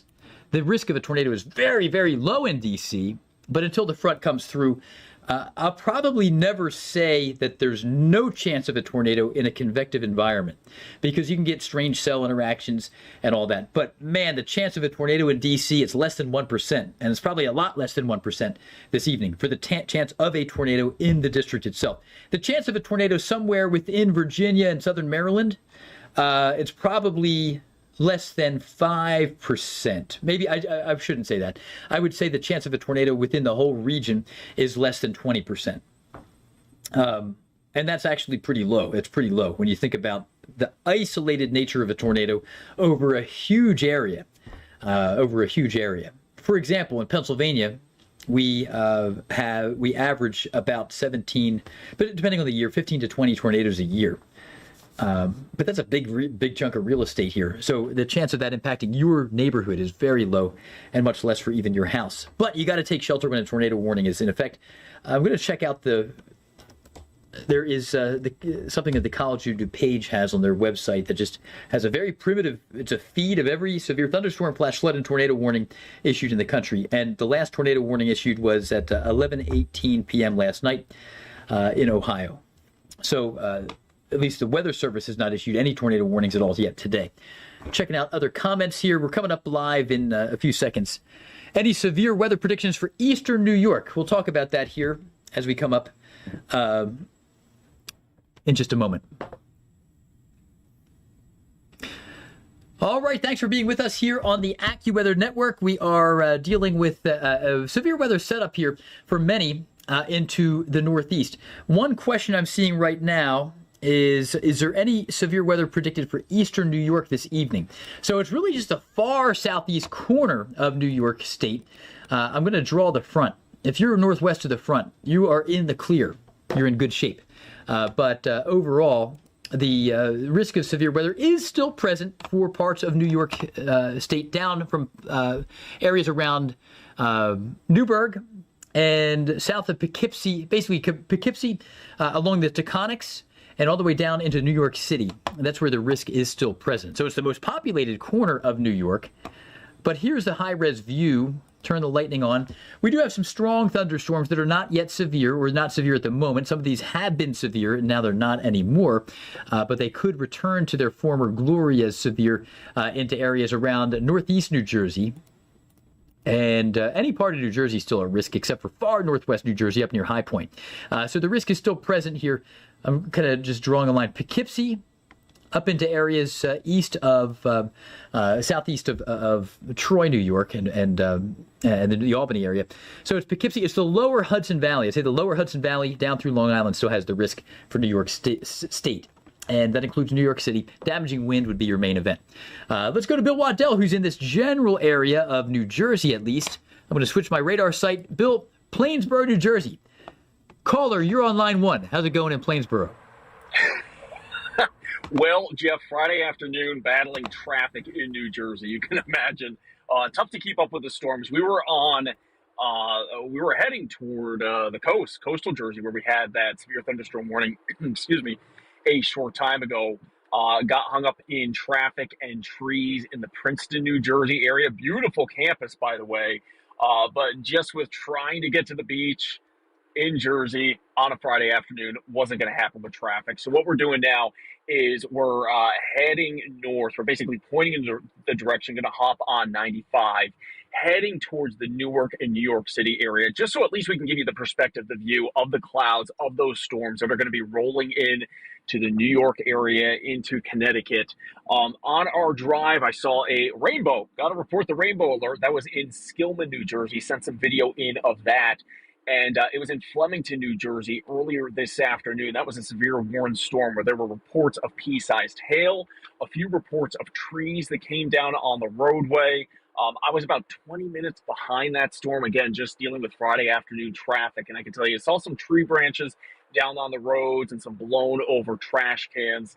But when you're dealing with storms like this, even if they're non-severe, those storms rolling into the New York and north of New York area, that can really spoil some plans for folks heading out to have dinner. Of course, any restaurants doing outdoor seating, the barbecues, and the cookouts. So even though those storms may not have a severe warning on them, you could have some gusty winds. You could get soaked. So that's just one of the things that we're dealing with here on a Friday afternoon. And on the backside of those storms, temperatures really dropped. But as you can see out here now, we've got the sun out. We're in the mid 80s. You're feeling the heat, feeling the humidity. So folks along the parts of the Jersey Shore and the coast really enjoying a beautiful Friday afternoon. But again, just got to keep an eye on the radar with those pop-up storms in that part of Jersey, the folks we're dealing with. So again, can report my family back in Northeast PA, they were excited the past few days to get some of this rain. They were saying, and even my neighbor in central Pennsylvania saying they just were not a fan of having to water the garden, water the flower beds so much in the middle of June. So thankful for the beneficial rain in the areas that have been dealing with abnormally dry and drought conditions. But when you're dealing with these storms, they can wreck plans on a Friday afternoon. So again, kind of made a detour with the traffic, with the trees. Couldn't make it to the coast as much as I wanted to go to the Jersey Shore. So kind of turning north, going to be hopping on 95 here shortly as we're now in Cranberry, New Jersey. Going to be jumping on 95 heading toward the New York City area just to keep an eye on those storms that are going to be rolling mostly north of the New York Metro. But Geoff, I have a feeling on a Friday afternoon, probably not going to make it to New York anytime quick to catch up exactly with those storms, but at least hopefully soon we'll have the vantage point where we'll be able to see some of those storm clouds moving in. Absolutely. All right. Well, that's good stuff, Bill. Thank you for that report. And there is some new, some increasingly aggressive storms up there near I-80. The trend is strengthening there along Interstate 80 in northern New Jersey. So that's the idea here now near Mount Olive. We need to keep an eye out for that storm. That is the biggest threat to New York City here in the next hour or two. There is a new severe thunderstorm warning that's been issued for areas around Passaic, northern Passaic County, New Jersey, northern Bergen County. We're up against the New York, New Jersey line here, and then into Orange County of New York and Rockland County, New York, the southern end. Very, very populated areas here. We're getting into spots near some of the large suburbs of Nyack and other areas northwest of Yonkers. Again, you're getting into it now, and Westchester County, parts of Westchester County, New York, under a severe thunderstorm warning as well. So as we take a look at the other storms on the map here, looking at some of your chats here, the cells coming over Blacksburg shortly. Let's get down there. Chris Ott. My name is no, my sign is no, I don't know if those are words to a song. I'm not sure what's going on there, Chris. Not sure where you're coming from with this, but it's probably a song that I'm just out of the loop for. All right. Let's go down to the area around Virginia. So two clusters of high impact weather. I know it's just one warning on the north side of the New York Metro, but that's number one, the cell that's just adjacent to the warned one is strengthening along I-80 in North Jersey. So that's a big concern. And then just at face value, the population affected by that single one or two severe threats up there, it's going to be a huge population area. And sometimes we can get, one small-scale severe thunderstorm warning that has more people than a couple of states combined. If you go into the interior Northwest, more. It's not unusual to get to one severe thunderstorm warning with more people in a major metro. That has more people than all of the population of the state of Wyoming, something like that. All right, here we have some severe storms, and the question I just saw. This is live, Chris. This is live. You love that song so much. It is a song. At least I was in the right ballpark. All right. The question was Martinsburg. I saw Martinsburg. There are a few Martinsburgs out there. I assume you're wondering about Martinsburg, Virginia, right? Or West Virginia. Martinsburg, West Virginia, along I-81. The trend is good for you. The trend is good. This is just a weak cell. The front is passing somewhat quietly, and I don't think you're going to see severe weather in Martinsburg anytime beyond now. Baltimore, you're getting a free pass here. Wilmington, Delaware, Philadelphia. Some of the short-term modeling did pretty well with the gap between those storm complexes. I'm going to get back to that question about Blacksburg in just a second, but this is why our forecast team split the moderate risk. There is, and there has been some risk. There's been some risk for isolated severe weather in the Philadelphia area, but confidence has been low. It's one of these conditional severe weather events where we don't know if a storm's going to impact every single town. We know that it probably won't. We know that there will be isolated storms that get going, and they're going to be intense. Whatever storms get going could be intense, but the coverage, the distribution across one area may be limited. So we try to communicate as best we can the risk, but we can't do it with certainty. That's why we split the moderate risk into areas where we're more confident in numerous thunderstorms, north and south. And let's see if there's an update to this, because my sense is, if I were in the forecast chair right now, not inheriting a previous storm, previous graphic, if we had a clean slate, I'd probably trim everything from Baltimore north out. Let's see if they have done that. So no new updates, but the trend is less and less. We don't update this graphic every hour. That would be counterproductive to other tasks that our forecast team has. But I suspect the next update is going to remove this stuff. That's a no-brainer. But also, there may be areas here where we don't see any real risk into the Philadelphia metro as the boundary continues to push through. Let's get back to it. And by the way, the Weather Service would agree with a lot of that here.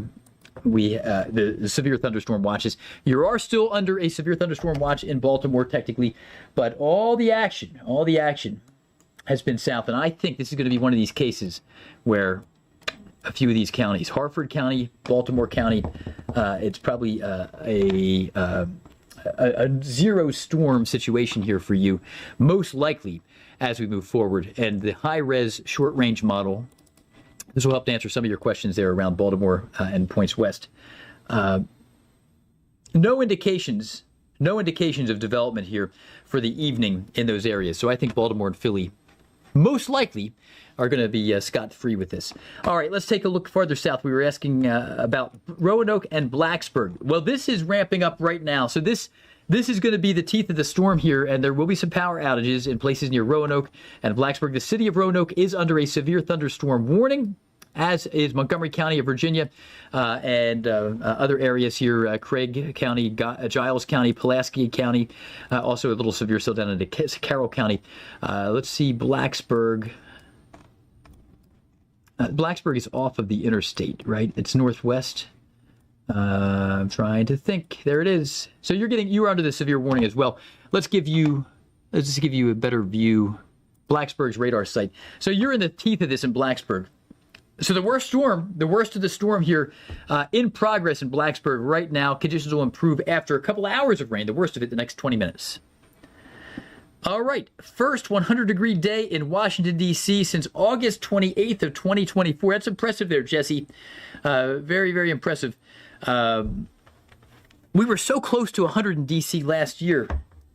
Man, I would have guessed that we did it last year. Memory serves. I'm going to do a day. I'm running the day file. Actually, I could just do it through the Weather Service's resources. I'm seeing comments about hype in South Central PA. Hype, hype, hype, he's saying. Well, I hope you were listening to the comment about these conditional severe thunderstorm threats because there was potential and isolated storms, but in reality, as this has played out, South Central PA looking good, and we're avoiding any storms there in South Central PA. We never intend to hype anything. We're not doing this for ratings. We want to give the way to get ratings or at least downloads. And really, from a business standpoint for AccuWeather, our digital stuff makes a lot more money than the network. AccuWeather app and AccuWeather.com. We want you to use our products, and the way to get use for you, the way to be reliable to you, is to have an accurate forecast. So we never hype things for short-term traffic. There are a lot of social media entities out there that do that, but there's a law of diminishing returns. If you scream into the wind 30 times a year for an event that only happens 10 times a year, you lose traction with people, and I think that people will stop using your product. So the environment is right and has been right. You go back a few hours, high humidity, a front moving in, pattern recognition stuff. This is why we forecast potential for strong to severe storms. But among the hype comments for South Central PA, here has been our severe risk graphic for South Central PA. And you can see we had you in the limited risk, not the same risk as where the severe weather is verified. But that's where we're coming from with this. So again, there are cases where there will be isolated convection, where most places don't see a storm, but those that do, the 20 or 30% within maybe a 5 or 7 county area, those that do see a storm get railed with damaging wind and hail. And how do you communicate to the public when you don't know specifically which county is going to see the storm form? Well, there is no crystal ball. So if you're in South Central PA, if you're in Huntington, and you're wondering about Mount Union, different storms. If you're in Fayette County and you're in Breezewood versus another area, maybe in Chambersburg, again, storms are going to impact some, but not all. We need everybody to be ready for the potential, but it's very difficult to forecast this. So this is where we're coming from with some of these comments here. Too hot in D.C., though. And again, let me bring something up. I'm just curious. Jesse, maybe you already have this. I'm curious what our hottest was last year in D.C. We had to be awfully close. But you're saying this was the hottest in D.C. 100 degrees in D.C. today. First 100-degree day in D.C. since August 28th of 2024. Yeah, Jesse, we're going to go back up to New York City here right after the break ends. It's funny, I would have had this looked up long ago, but when I'm talking and multitasking. Weather Service website here, they made some changes to their climate products. They're kind of cool. But there's also some clunkiness, and their website breaks when you want to go to archived data.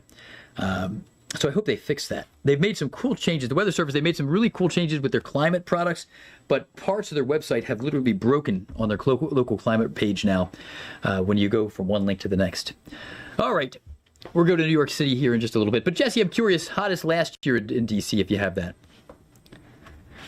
All right. Yeah. Thank you, Jesse Farrell, the Weather Matrix here, a teammate mentioning that Washington, D.C. hit 100 degrees for your first time of the year today. It's your first 100-degree day since August 28th of 2024. We did not hit 100 confirmed in D.C. At the Reagan National Airport last year. We didn't do it once in 2025, which surprised me a little bit. But we hit our first 100 of the year in D.C. today. How about that? We want to get into it. This is the big picture here for our severe threat. And we're going to briefly jump into the New York City Metro and Virginia, and then we're going to go out to Aaron Rigsby to talk about what happened yesterday. But ongoing big-time thunderstorms. We talked a lot right before the break, and I don't think we need to get into too many details on this because we hit it hard there. Blacksburg, storm in progress, severe weather moving into Roanoke, Virginia. A quick look at the high-res radar data for this. You can see the true location of these storms. I-81, bad times between Radford and Roanoke, and even north up into areas around Buchanan and Fincastle, the Fincastle exit. So from Fincastle down to Radford and beyond, down to the I-77 junction. Nasty stretch, severe storms barreling across I-81, ponding of water on the roads, damaging winds. There could be some trees that come down off to the shoulder. Flash flooding continues in Fredericksburg, Virginia. Numerous severe storms south of Fredericksburg now, getting closer to the Richmond area. We're waiting for it there. Outflow from some of these storms will help to spawn new storms. Charlottesville, you're about to get it. There's the view in Charlottesville, bottom center. Severe thunderstorm approaching from your west. Tappahannock and other areas here, severe storms in progress for the western shore of Maryland. And then critically important area before we go to Aaron. We want to get up into New York City. Severe warning there was in effect for southern parts of Ocean County, New Jersey. That's offshore now. But we have a nasty storm. This is severe into Bergen County, Rockland County, Westchester County, New York. It's not yet in Westchester County, but it's about to cross the river in about 20 minutes and move into your area. Also, non-severe but certainly impactful storms by virtue of just the population along I-80. Coming in from Mount Olive and coming into the New York Metro approach here from central Jersey, north central New Jersey along I-81 with nasty storms in progress right over into areas around Lake Junction, getting up into Lake Parsippany and so forth. All right, that is what's going on right now there. Let's take you into the national perspective and jump into an area much farther southwest.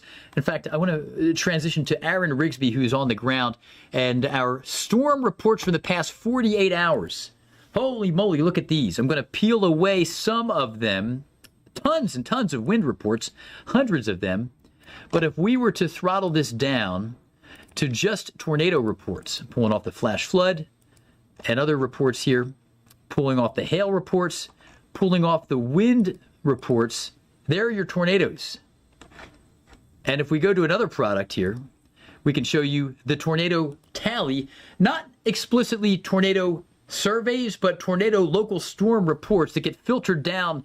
And Aaron Rigsby joining us from Decatur, Illinois. One state on this map is purple, and by far it's seen the most tornadoes in the nation so far this year. And Aaron, it's mainly been north of I-70. It's the northern half of Illinois this year.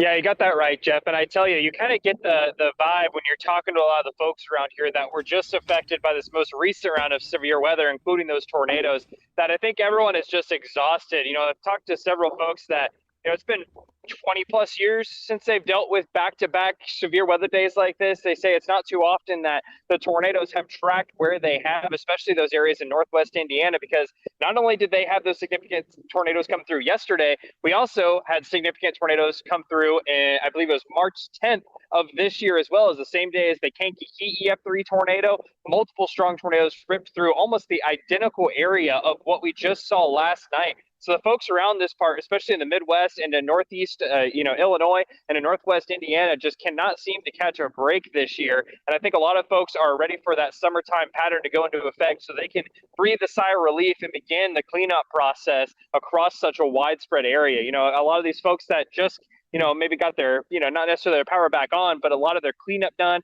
a lot of their repairs done, are seeing themselves in the crosshairs with even more rounds of severe weather. And unfortunately, there wasn't just one, there was several significant tornadoes that impacted these same areas last night and, pretty much yesterday afternoon, really into the overnight hours. And it wasn't just limited to there, Jeff. We actually documented a tornado further west over closer to the Beardstown, Illinois area to tell you how widespread of an event this severe weather outbreak was. And you've captured a lot of footage here. I know that Merrillville, Indiana is what we have up right now. Just tremendous amounts of debris strewn across the road, power poles snapped. You're around this stuff all the time. And when you land in places like these, when you're chasing storms and you do stop in communities, people are facing the worst day of their lives. What's this like for you, and how does this affect you when you see storm damage like this? And sometimes, this is like an inconvenience here. No fatalities, no deaths with these storms yesterday, which is great news. Sometimes it goes differently. What's it like to track storms like this, and how does that provide meaning for what you do as a storm chaser? Well, Jeff, I'm glad that you asked that because it's a very delicate balance because obviously I'm a storm chaser. So I want to provide the most groundbreaking coverage that I can out here and get the most dramatic shots and tell those stories and bring those stories to life. But unfortunately, I am a human. It's tough seeing, damage scenes like this. I see people at their worst on a yearly basis. But when we get flooded with a lot of those messages, thanking us for providing those aerial coverages, providing these images to show just how bad it was and communicating with the public, it's not uncommon for me to get messages when these events first unfold, asking if I can put my drone in the air or get to a specific location to check on a loved one's home, check on someone's home that they may be out of town for, to let them know the fate of their home. Sometimes it provides relief where their home is untouched and they know that they have a place to go back to. And other times you have to provide that, the gut-wrenching news that their house has either been severely damaged or completely destroyed. But you know what, Jeff? It's stuff like that of why I like being out here, though, because there's been multiple instances where we pull up on tornado damage immediately after it happens, before first responders get there. And when it comes to severe weather, Jeff, seconds matter. And if we can provide some sort of rendering aid and, provide some sort of, help for these communities that are immediately impacted by these storms, whether it be immediately after the storm or providing these images and capturing these images, showing just how bad it is and getting resources into these areas to help them get back off their feet. It's what keeps you motivated to get going chasing and continue to chase after the next one, because there's always going to be communities in the face of these, severe weather days. And if I can be there to cover it and do what I can as a storm chaser to help out, I think that's what matters about me being out here and providing those groundbreaking those ground reports as well, to the ground truth of, if a tornado's on the ground or not. Yeah, that's really good stuff, Aaron. And, you and I both have kids, and, that provides a lot of you look at life differently when you have kids, I think, in terms of valuing human life. And, not that those that don't, who may not have children, certainly value human life too. But at least for me, I can only speak from my own experience. It changes things. It does change things. And I think about storms differently, partly, after having kids. And I know that's a big part of your life too. So I appreciate all that you do. I don't know if anything else wanted to wrap up. We're in still wrapping up a commercial break right now. You were on. Most of our interview has been broadcast, but this is still up on YouTube Live right now. A quick look ahead to anything else you wanted to add about the human aspect of this? I also wanted to ask you about tomorrow. Go ahead. Yeah, no, it's just good. So one thing to add too, doing this for so long, it really makes me appreciate what I have a lot more too. When you see how fast, people can lose everything in the blink of an eye, it makes you appreciate what you have a lot more. It makes you take a lot less things for granted. And, the biggest thing I think for me, especially over the last several years, covering these relentless rounds of severe weather and being first responders into these severe weather events is, I find myself, but making a lot more time for family. And, it's kind of easy as a storm chaser to get so busy in this lifestyle that time can kind of blow you by. And over the last, several years, especially seeing these devastating disasters, it's really opened my eyes to how precious that time is with my family. So, I'm out here doing what I love. I'm out here hopefully making a difference. But at the end of the day, I get back home safe to see my family and spend time with them and really appreciate those moments, because you never know when that severe weather may eventually impact myself. That's very true. And a quick word on tomorrow, Aaron. We're back on the AccuWeather Network Live as well. What are your plans for tomorrow regarding the Midwest storm chase? Well, tomorrow, Geoff, it's going to be kind of a wake up and see kind of day. We're going to position ourselves probably in north central Missouri to kind of wake up and see how the day is going to evolve. Because what's going to happen tomorrow is that overnight rain showers and thunderstorms are going to lay out what we call a boundary. And what that is basically a focal point for severe thunderstorms. And any storms that can go up on that boundary and kind of turn right, that's where we're going to run into that isolated tornado threat tomorrow. Now, where exactly that ends up remains to be seen. But our guess right now is probably going to be a little closer to the Kansas City metro area. And really, it's going to be across pretty similar areas of what we just saw tornadoes in the other day, a little closer to Kirksville, over to Bethany, Missouri, and potentially as far west as Topeka, Kansas. So come tomorrow morning, we're going to hopefully have a little bit more clarity on where exactly we're going to go. And we're going to be out there chasing these storms as long as we can, providing that ground truth report and relaying those reports as they come in to help get the warning process out there and help get those folks to cover. If you have weekend plans this weekend, it may look like a bluebird day in the morning and afternoon. That doesn't mean it's going to stay that way, because there's going to be a whole lot of instability in place for those storms to fuel off of. And we're going to run that risk for more isolated tornadoes and widespread damaging winds, Geoff. All right. Well, be careful out there, Aaron. Good stuff. We appreciate that report. A quick look at the relative risk here from our team at AccuWeather. We're looking at wind, flash flooding, and hail, all kind of a three-pronged risk for Saturday. But in the meantime here, before we go to break, just a quick word on the severe threat. Things are escalating in New York City.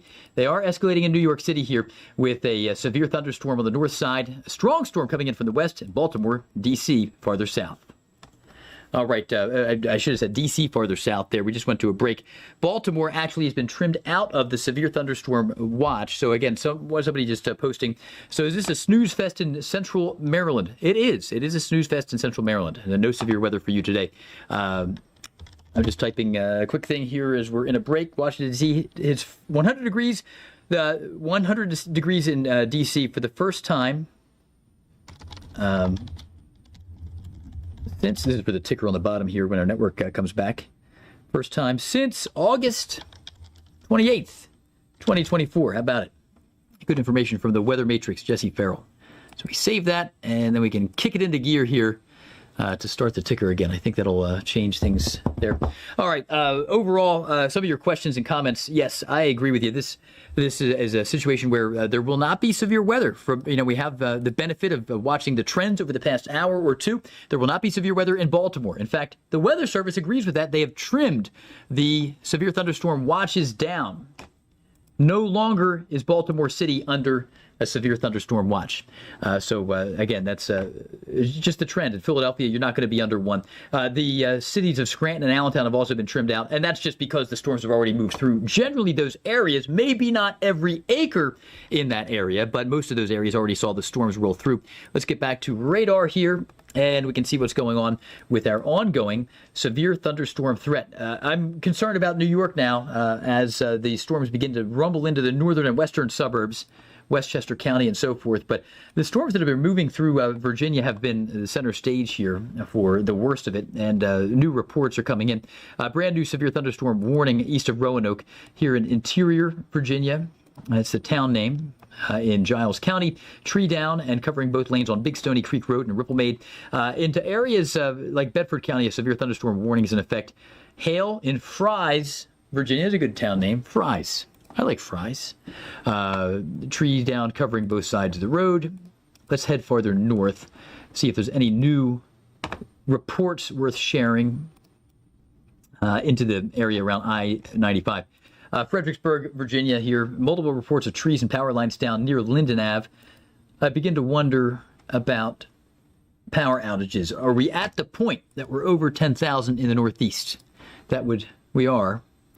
So here we are with current power outages. Virginia with 25,000 addresses without power right now. Capitol Heights. Is Capitol Heights in D.C.? Is it the Capitol Heights neighborhood of D.C. that you're asking about? I'm just curious. I see your question. Aiden I9G, I imagine. Capitol Heights, Maryland. Okay. So this is on the edge of the district. Yeah, they're good for a while. I know you've had some spotty downpours move through the area of Capitol Heights and D.C. itself. You're not necessarily done, though. You're not necessarily finished with it. Capitol Heights off the the eastern corner of the district. So 44 miles to your west, there is a severe thunderstorm that's moving in your direction. And really, the downpours that have moved through D.C. to this point, we've had some decent little downpours, but there's been so much juice in the atmosphere after that 100-degree day in Washington, D.C., that there may be fuel for additional thunderstorms. Let's take a quick look at the current temp in D.C. How are we doing there? So looking at the Reagan National Airport, 84. It's still humid, though. Still humid. All right, the AccuWeather Network's about to rejoin us here. All right, thanks for being with us here on the AccuWeather Network, 6:30 Eastern Time. Severe storms ramping up on the northwestern side of the New York Metro. Strong storms have also been moving through Virginia and other areas, parts of Maine, New Mexico, North Carolina, South Carolina, New Jersey, all with severe thunderstorm warnings in some parts of those states. But overall, the main event has been in Virginia so far. So let's check in with Chris O'Neill. Chris, severe thunderstorm watch trimmed out of Baltimore, but it's still very much in effect down where you are from Washington and even in places like the Montgomery County, Maryland, all the way down to Richmond, Virginia. Thornburg, Virginia, your cam has looked pretty good lately. Where are you right now in Thornburg? How's it going right now? I'm heading west right now to the building line to my west.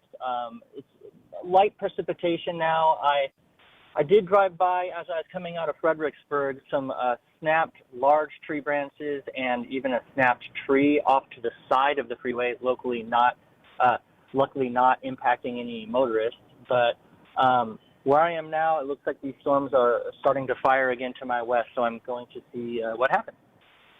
Okay. Well, we appreciate that you're on the move there. Fredericksburg, the flash flood warning continues. Rainfall still falling, but it's not all that heavy. By the way, Jesse Farrell, I thought it was Fry's. It's Freeze. The town name is this is me. I'm talking to myself. You did not mispronounce anything, but I was a little bit of a mess there. But these storms all the way through this area west of I-95 have been nasty. And Chris, large areas under severe thunderstorm warning. In fact, the warning to your west that you're headed into, it's 45 miles from east to west. Now, for all intents and purposes, the core of this is now moving through the area, the eastern and central part of that warning, but it's right over the Blue Ridge. And I know that traveling in this area is very different from traveling out in the plains, partly because of trees and traffic and so forth, but you're beginning to get west of the main heart of the metro area there. Where is your game plan to continue west right into the belly of the beast as this next storm rolls in?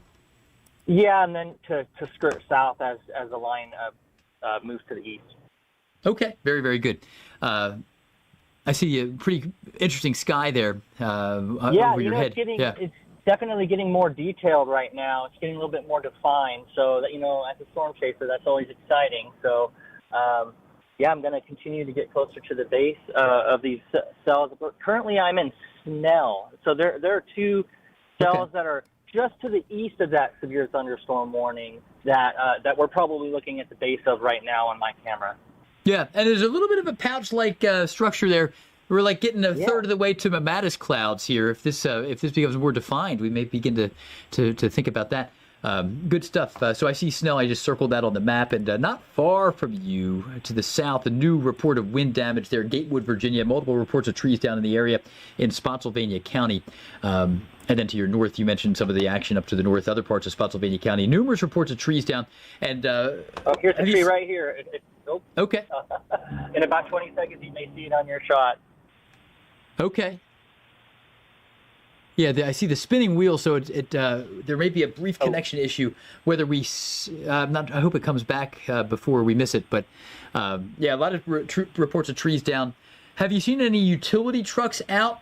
I know that you saw a fire engine, but there are 25,000 plus addresses without power in Virginia. Yeah, so I did see a lineman going in my opposite direction to the east about 5 minutes ago. Okay, well, it's good to know. An update here. I'm bringing up that product right now. Virginia, the latest number, 25,000. I think every 10 minutes our system pings for an update here. Some of that data is from poweroutage.us.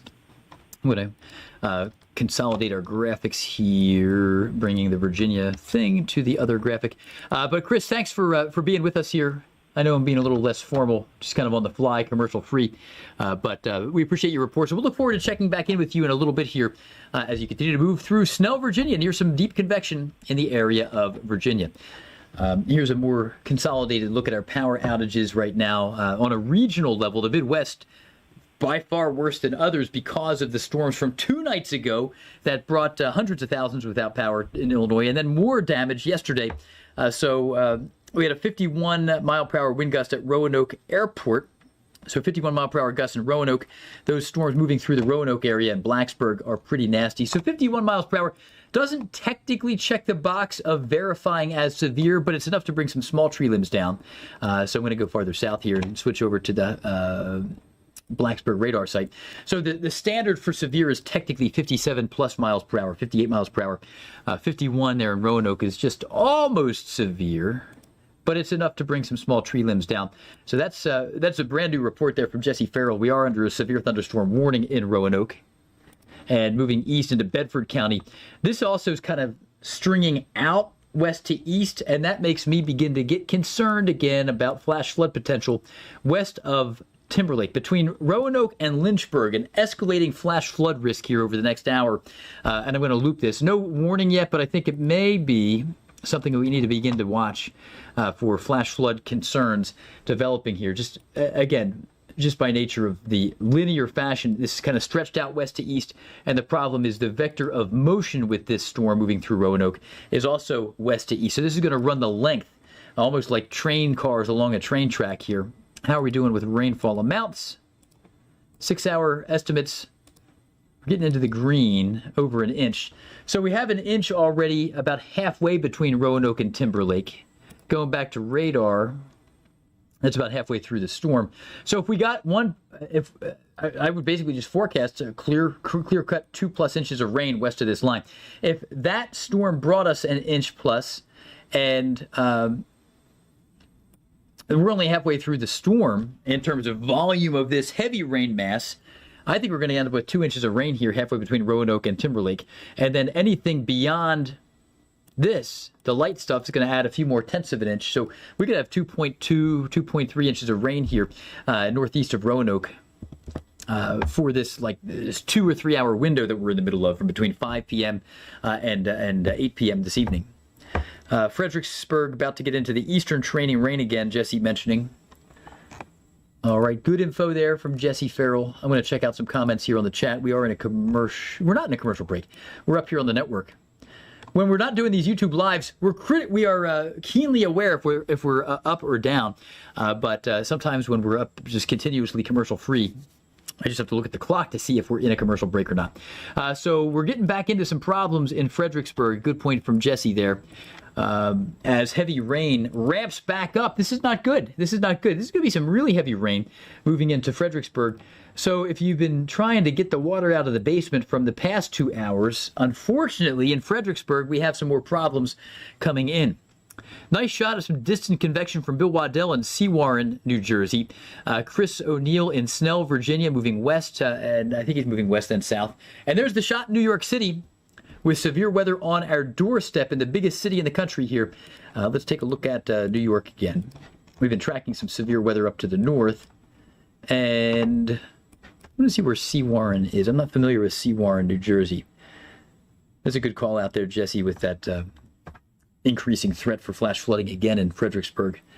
Unfortunately, Fredericksburg wins the award for most mentioned town this evening, and that's usually a list you don't want to be on because that means you're dealing with a lot of severe weather. We do have a severe thunderstorm warning for New York City now. So again, millions and millions of people under a severe thunderstorm warning. I don't know if it's not all 10 million, but it's going to be probably half of that. I'm estimating 5-ish million under a severe thunderstorm warning. I'm not on the NWS severe T-storm Twitter. I want to check out the census post here from the Weather Service feed. Hey, you got 8.4 million people, 8.4 million under this severe thunderstorm warning. That's a lot of people. 1,736 schools and 72 hospitals under this severe thunderstorm warning here, covering parts of Brooklyn. So there it is. Queens, we got Brooklyn, we got Manhattan. That's New York County. We got the Bronx. And the only one left out here, sorry to our friends down in Staten Island, not officially under the warning. You probably don't want to be under the warning. But all 4 of the 5 boroughs under a warning right now. And frankly, if you're down south of Park Slope in Brooklyn, down near Coney Island, you're not officially under the warning. But the north side, up near the Brooklyn Bridge and points north, are under this severe thunderstorm warning. Let's look at the storm attributes here. Storm hazards. Potential for 1-inch diameter hail, and obviously some strong winds as well. We look at this product so much during extreme events in the Midwest that sometimes when we bring it up for the New York City Metro, it may not look as impressive, but still, you're getting potentially for 1-inch diameter hail. We have big concerns there, and the wind is going to be the greatest threat here in New York City. So New York City under a severe thunderstorm warning at the moment here, and it's going to be every block in Manhattan, all the way down to Battery Park, up into areas around the Bronx and Queens, the northern half of Brooklyn as well, and then obviously Hoboken and other areas like Jersey City, Union City, and the tremendously densely populated New Jersey suburbs there across the river from Manhattan under this warning as well. All right, yucky, hot, sticky, humid Jersey Shore. Send that. I'm reading it is in bold. It's all caps. Send that rain to New Jersey, please. They're super dry. All right, it's raining from your forehead. That's a good comment.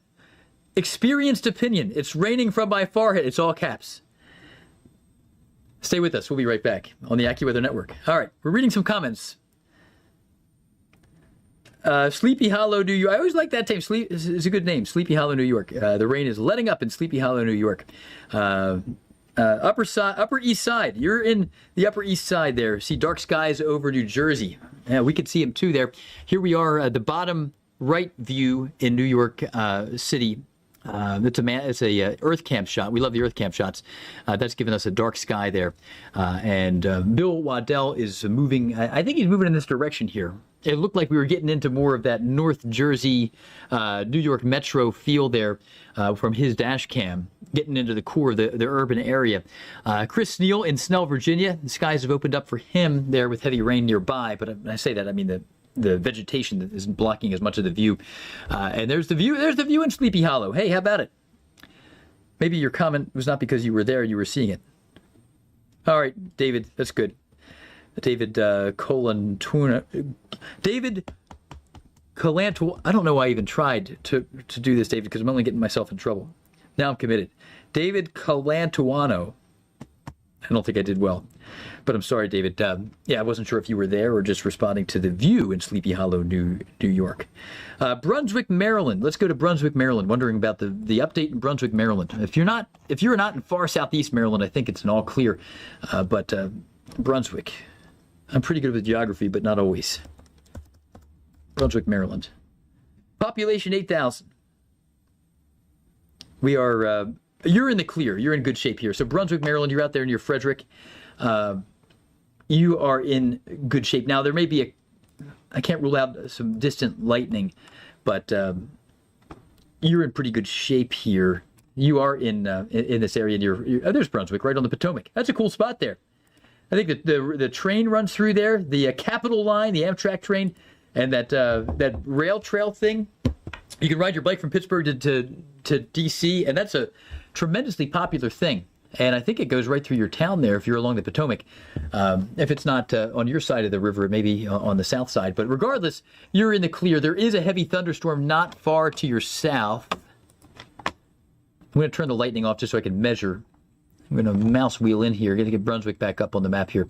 There is a little downpour to your north, and I know you just had a brief downpour. If you're in Brunswick proper, you had a little downpour kick through. 15 miles to your south, there's a severe thunderstorm. The severe warning is really about 23 miles south of you. But, yeah, you're hearing the thunder, I suspect. Maybe you're hearing it. I'm not sure. But overall, you're in the clear here in Brunswick, Maryland for the rest of... I want to say for the rest of the evening. I don't want to guarantee... I don't want to sign a check I can't catch, you know? So overall, spotty storms are still out there to the west. My only pause for that is some of the convection out near Elkins, which makes me think that maybe the true cold front is still out this way, but the risk of development is limited north of Winchester, and again that would prevent us from seeing much more action for you in that part of Maryland. And here's a look at the high resolution rapid refresh. And you can see modeling hinting at maybe a little bit of evening convection that may or may not even produce a lightning strike way out there over the mountains there. That's 11 p.m. in eastern West Virginia. But I don't think we're going to see much more trouble in Frederick, Maryland, or Frederick County for that matter, into the area of Brunswick. All right. What have I done? I turned off the pen tool. The AccuWeather Network's about to rejoin us here in 1 minute. All right, thanks for being with us here on the AccuWeather Network. There's a nice rainbow shot there in Skillman, New Jersey. Bottom left, Sleepy Hollow, New York with low clouds. And then New York City, look at that. That's a low-hanging cloud base to the left of center. And a New York City severe thunderstorm warning is in effect. 8 million plus people under this severe thunderstorm warning in New York City. And look at that. We're dealing with a heavy-hitting storm moving right across the immediate North Jersey suburbs, moving into New York City proper. As we zoom in here, it's moving into New York. So I'm going to trace Manhattan. I know these maps get chaotic, and I realize that. But here, I'm going to trace Manhattan. Here we're down near Battery Park, and coming up into the higher numbered blocks. There's Fort Lee. I'm trying to stay just east of the river. And again, so that's what I just kind of drew this peninsula-like thing between the East River and the Hudson. And that is Manhattan, just for perspective. So a severe storm rolling right through Fort Lee, I-80, the George Washington Bridge. There it is. We're dealing with some nasty storms up here and other, again, major problems in some spots here. We are dealing with nasty thunderstorms that bring damaging wind and some hail. And overall, again, we're dealing with some thunderstorms. There's the George Washington Bridge there getting a nasty storm. And also now Union City farther to the south and down into the Central Park area. Get ready. If you know anybody out at Central Park right now, well, they're getting rained on. The leading edge, the most recent scan is showing heavy rain now falling into New York City. Yeah, that sounds good, Knobs, if you wanted to. There it is. There's a great shot. And there you can see Central Park. Isn't that cool? So I love this shot. Central Park, that big rectangle where you don't see buildings to the left, that is Central Park itself. We're looking down the length of it. And some clearly very, very heavy rain. The footprint of this rain is moving in here, and it is raining over Central Park now. But the heavy rain, at least the upper part of Central Park, light rain beginning to fall, light to moderate rain, but heavy rain is beginning to come in. And look at the rain curtains there. There's the Empire State Building, and we're looking way down the length of Manhattan. So left of center, you can see the financial district, and the buildings, One World Trade Center and Freedom Tower. The first time I saw this view and was trying to decipher where I was, I didn't think that was the financial district down to the left because the buildings look smaller.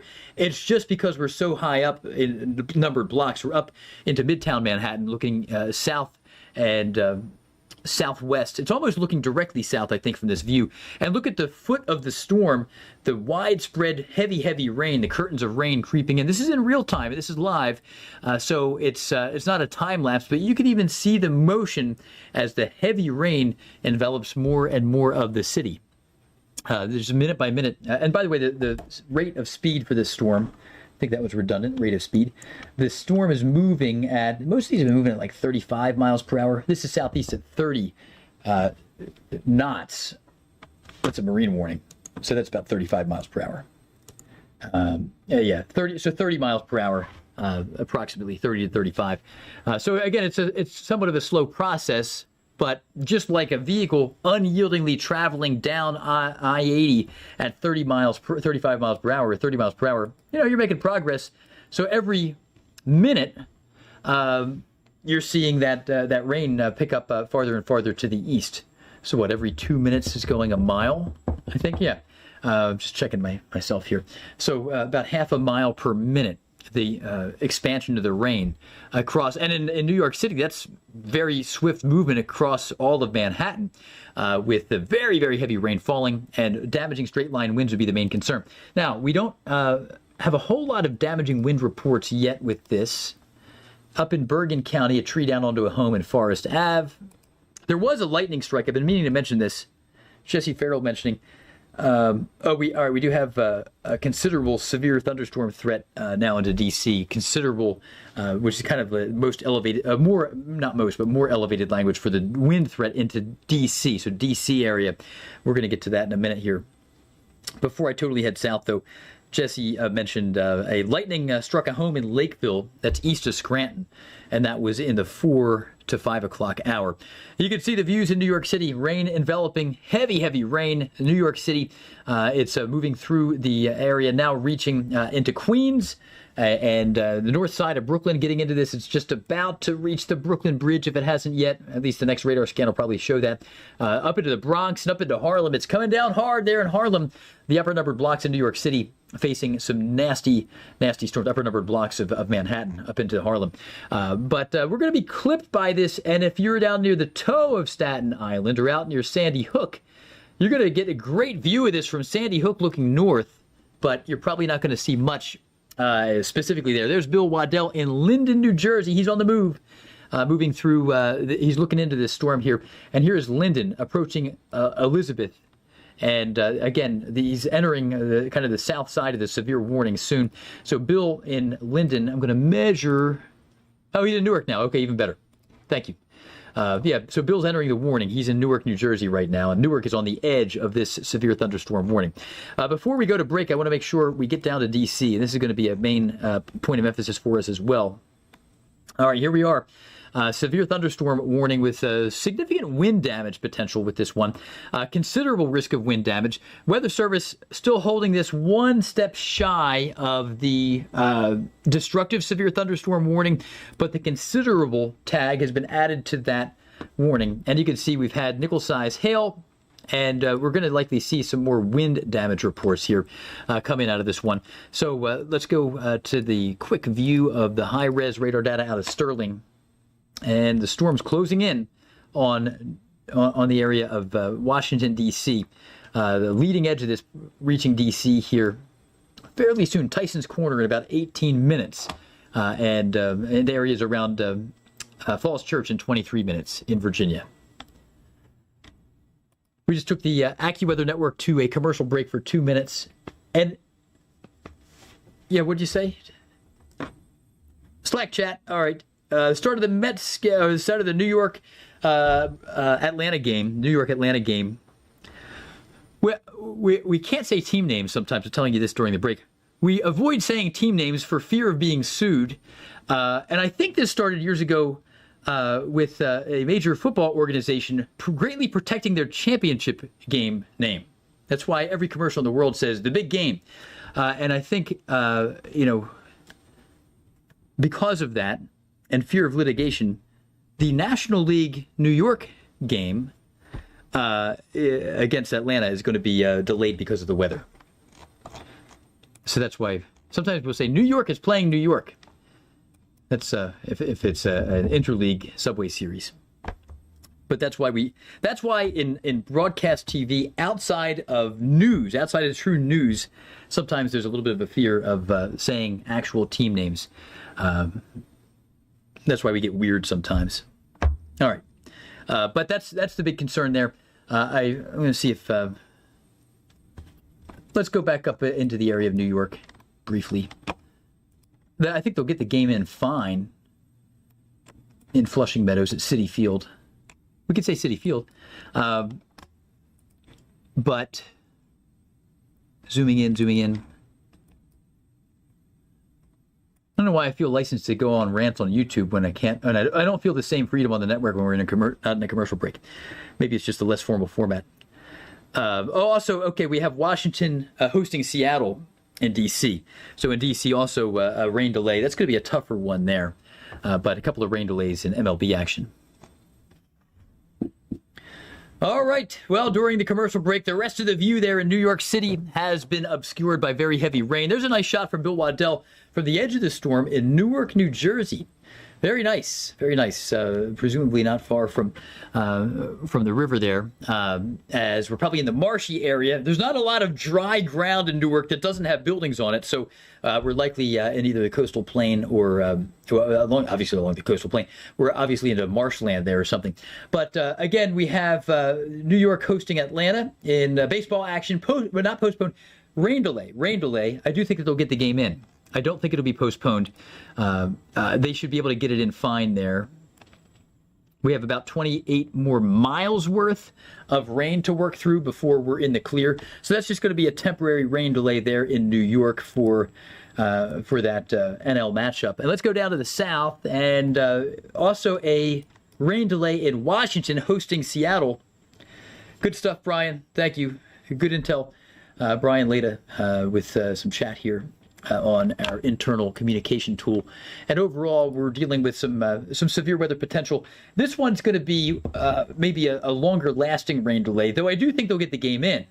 We've seen much longer delays in the past, but the problem is the severe storm that's going to move into the D.C. area is still off to the west. And honestly, if you're going to the game and you're maybe watching us on YouTube in Washington, I don't know if you want to stay in your car. The concourse is going to be busy because this storm has yet to roll in, and there are probably people getting into their seats, and they're going to have to then flood the concourse. And it's going to be probably at least an hour before they start there in D.C., but I do think that they're going to get the game in, so don't go home. At least that's my assessment based on radar, and I'm not a decision maker in that world. Bill Waddell on the move there in Newark. Coming up at the top of the hour, I do believe we're going to be checking in with Bill. There's a nice shot of Manhattan with a big storm nearby. All right. Mel, that's a good shot there in Bill's cam. Bill, could you bring that up full, Knobs? I think that's Manhattan that we're looking at. I almost expected to see a less visible skyline given the rain in Manhattan. And there's another shot of what's going on now in Virginia as well. So we got a couple of chasers out. That's Chris in. Oh, is that Bill? That is Bill. Yeah, it is Bill. Yeah, Bill. I'm looking at your shot there. It's blurry at the moment. You beat feet to get up there on a Friday evening. That's pretty tough. I'm just trying to make out the resolution of the buildings there. Am I looking at? Yeah, Jeff, that's part of it. You're looking at Manhattan. Yeah. So the camera obviously is mounted. This is looking off to the passenger side. So it came in from the south side of New York. So yeah, we're seeing some lightning here, the rumbles of thunder. I believe I'm in Kearney, just past the Newark airport a few minutes ago. But thankfully you came to us. I know we're in commercial break, but here on YouTube and TikTok, you can see there's the city, and check out those storm clouds coming in. Yeah. Obviously, this has really slowed down traffic. I'm on Interstate 95, but yeah, this is what we were talking about earlier. A lot of people being impacted by this severe thunderstorm rolling into the New York metro area. Just think about it. How many thousands of people are out and about, going out to dinner, trying to walk home, get to the train. When you got a storm like this, can cause some big problems pretty fast. So we're going to be watching this one. And thankfully, right at this moment, we lucked out. You got a little bit of a clearing. Usually we're hit with the trees. Yeah. But yeah, impressive storm rolling through New York right now. That's good stuff. And when I first saw this, it was a little, the cell quality briefly cut down just for a moment. And I was seeing some of the skyline, but not the whole deal. So that's why I wasn't sure if it was, but yeah, good stuff. And part of the view is kind of hidden a little bit behind a mound of trees there, but we can see it really well otherwise. And heavy rain coming down. Yep. You can see the Midtown view looking, we have the Midtown view up bottom middle under your big shot. And still the visibility from Midtown looking to the Empire State Building is very obscured. So we're seeing the financial district better at least, than Midtown. Midtown is partly obscured there. But yeah, you got a nice shot there. That's really cool. Yeah. I can see it's the distant. The greatest rainfall amounts now are moving up into parts of Queens, where we have a rain delay in progress there for good reason. Yeah, good stuff, Bill. I know that chasing on I-95 is very different than chasing elsewhere.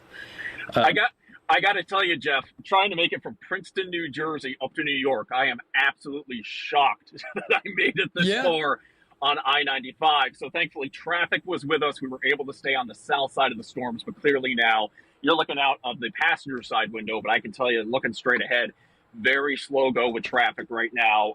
Seeing some lightning here as well. So I can tell you, guarantee, a lot of people making the mad dash for cover right now, and folks who are trying to enjoy the warm weather, eating outdoors or going to the park. I mean, yeah, they had to hightail it inside pretty quick with the storm rolling in. But you can imagine a lot of cell phones going off with those severe weather alerts all at the same time, giving people a heads up from the AccuWeather app that there was a serious storm coming right into New York, and thankfully they made it in. Not kidding. Well, Bill, we're about to come back here at the top of the hour. We might as well keep you with us if you're up for that. What do you think of that, Mel? All right, that's good. Yeah. Somebody asking about Ashland. Let's see, Ashland, Virginia. We'll get to that. I will answer your Ashland, Virginia question in just a little bit. I'm going to start this. We're going to hit the top of the hour here hard with New York City at the moment. All right, we are back on the AccuWeather Network. Thanks for being with us here. 7 o'clock Eastern, severe weather in progress. 8 million people under a severe thunderstorm warning when it was first issued for New York City. That's the warning. That is like, what is that? That's like, I'm thinking about 10 Wyomings all at the same time under one severe thunderstorm warning. So Bill Waddell joining us there. And Bill, you're in Kearney, New Jersey.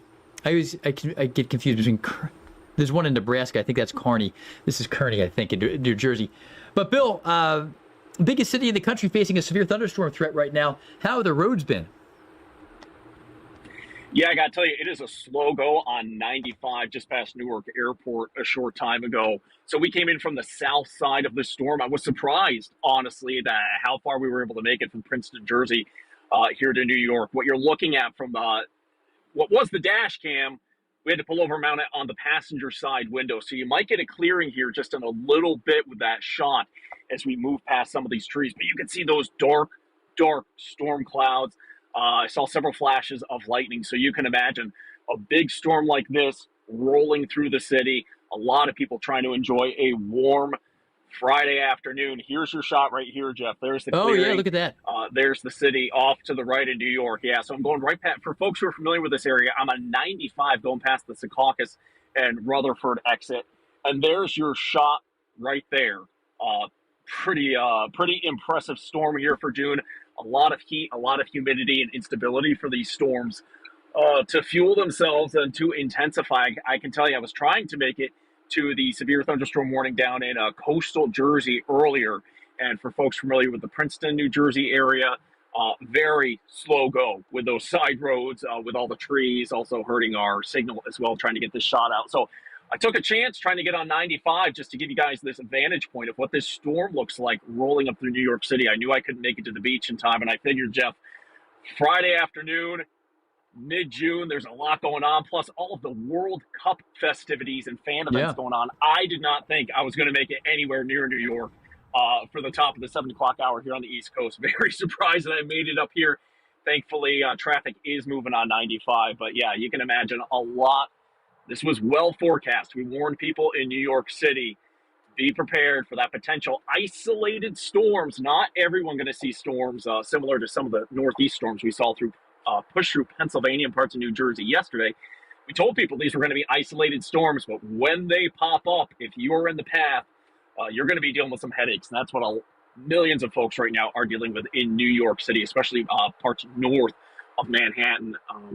Just dealing with this thunderstorm rolling through. Haven't seen too much lightning in the past few minutes, but That's true. just something you got to deal with here in the summer in New York City. And reckon some Friday afternoon, Friday evening plans.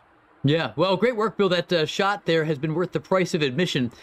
Beautiful shot of the city with a severe thunderstorm in the background now, kind of revealing, offering the opportunity to see the skyline. So, Bill, we appreciate all your work there. I know earlier today you were in Harrisburg. We were trying to pre-position, and we thought maybe Allentown's a better place to pivot from.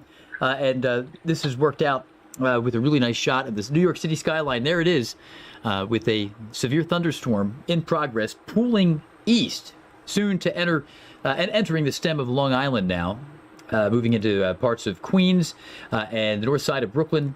Nasty storm entering Brooklyn right now on the north side. And then next up will be Nassau County.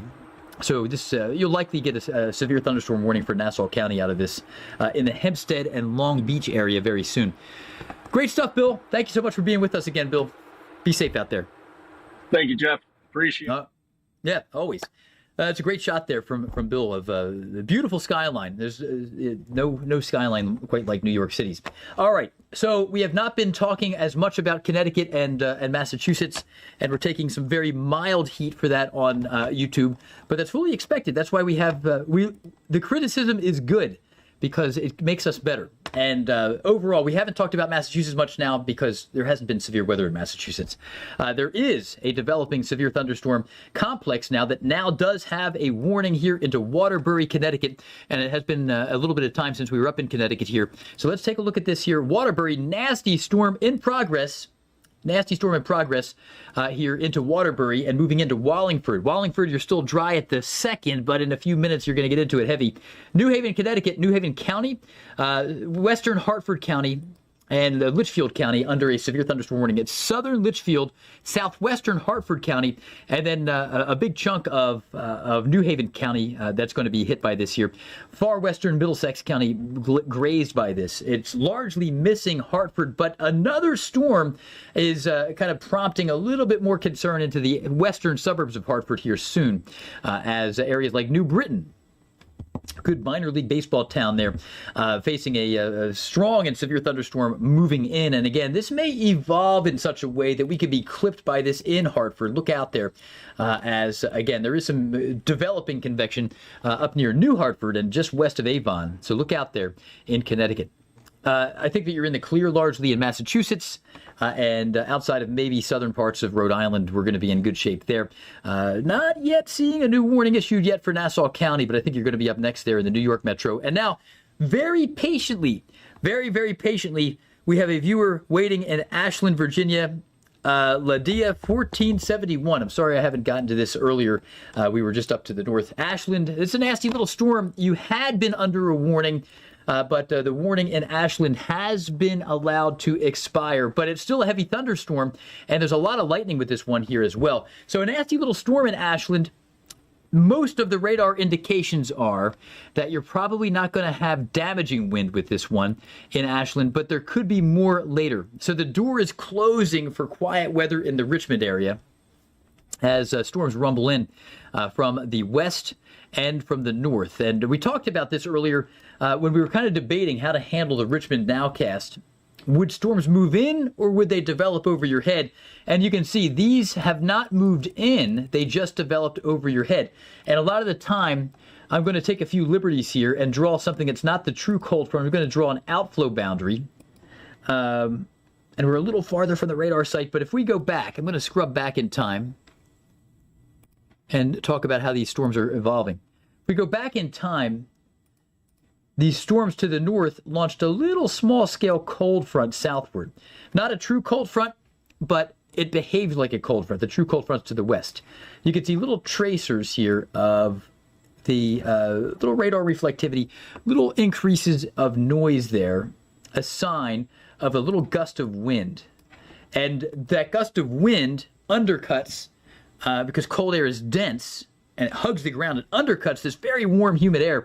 And the warm, humid air is nudged upwards and it begins to trigger this updraft moving. And if you have warm, humid air that's nudged upwards by this undercutting blast of cool, suddenly, if that air, if it had a personality and looked around it, it would notice, hey, I'm warmer than the air around me, and I'm more buoyant. I'm warmer and more humid.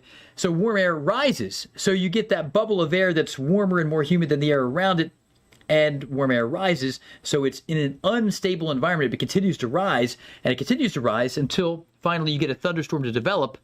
And that takes us to our present time here in Ashland, and you're facing a strong thunderstorm. It's not quite severe, but it is strong. You did have a severe thunderstorm warning earlier. It was severe earlier, and I'm not seeing any new reports yet, but it may just be a matter of time. But when this updraft first got going, there was some strong wind gust potential, and we're going to face some more strong wind gust potential as well later on. So it's going to be a stormy evening from here forward for Ashland along Interstate 95, because the actual cold front, the true cold front, not just that small-scale gust front, is moving in from the west. And I guess I go back to the Sterling radar. These storms are pretty healthy as they come down I-64. It's been a hot day. We had our first 100-degree day of the year in Washington, D.C. It was the first 100-degree day in June, July, August in 22 months. In Washington, D.C. at the Reagan National Airport. I'm going to bring up another tool here. Jesse Farrell. Oh, Lady Liberty was jiggling during that storm there because the Earth Cam has a long lens. So the statue wasn't moving, obviously, but as Jesse is mentioning to us that we've been dealing with, again, the cameras are shaking in the wind. So pretty impressive there. Little shaky shake with the Earth Cam view of Lady Liberty within that wind. Ground stops for quite a few airports, by the way. Ground stops. I don't want to talk about airports too long. Research shows that when we talk too much about airports, we begin to lose people who are tuned in. But a quick look at the Northeast airport delays. We're going to just scrub through this real quickly. Don't go anywhere. If you hate this, endure the next 20 seconds. We're going to leave the airports in just 20 seconds. But here we are. Minor delays in Boston. Ground stop. Newark, LaGuardia, JFK. Ground stops in progress. Philadelphia. Major delays. What's the deal there? It's not raining in Philadelphia. The weather's fine. That is because of the greater airspace around the Philadelphia metro being impacted by storms, even though it's delightfully dry in Philly. Ground stops. Baltimore, D.C., Dulles. Not good. We're doing fine behind the front. And that's the end of the airport review. So hopefully we still have people watching, but we just noticed that I'm being a little dramatic. We've noticed on YouTube that sometimes our numbers dip if we get too specific about airports. But again, there's a big appetite for that on the network, at least. So you got hit pretty hard there. Hudson's Life, I assume you're in the New York Metro there. You got hit pretty hard with 60-mile-per-hour winds, and you lost power, but you're safe. We're glad that you are safe there. All right. Stay with us here on the AccuWeather Network. All right. So thanks for staying with us. I'm checking out some of your comments here. None of you major YouTube weathermen ever talk about Connecticut. Well, we want to change that. I'm going to go on a campaign, personal campaign, to change the perception that we never talk about Connecticut. We're going to talk about Connecticut so hard.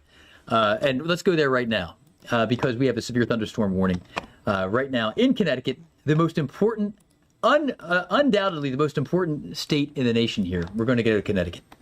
There is no debate. We have a severe thunderstorm complex. We were here just a few minutes ago. I don't know if you were with us there. I'm talking to one of you on the YouTube chat, but we were up here a little bit ago. But and also I hear that for Delaware. I have a friend, Facebook friend in Delaware, who says you guys never talk about Delaware. All right. Oh, all right. I just missed a rainbow. I was doing nonsense and I missed a rainbow on Bill's cam. There is a rainbow that we might see on Bill's cam, so keep an eye on the bottom left there. Thanks, Knobs. Delaware often missed because we have Baltimore and D.C. are surrounded by big cities, so a lot of people in Delaware feel like they're not mentioned enough also. And maybe in Rhode Island you feel the same, but we care about you. So here we are in Connecticut. Severe thunderstorm in progress right over Waterbury here.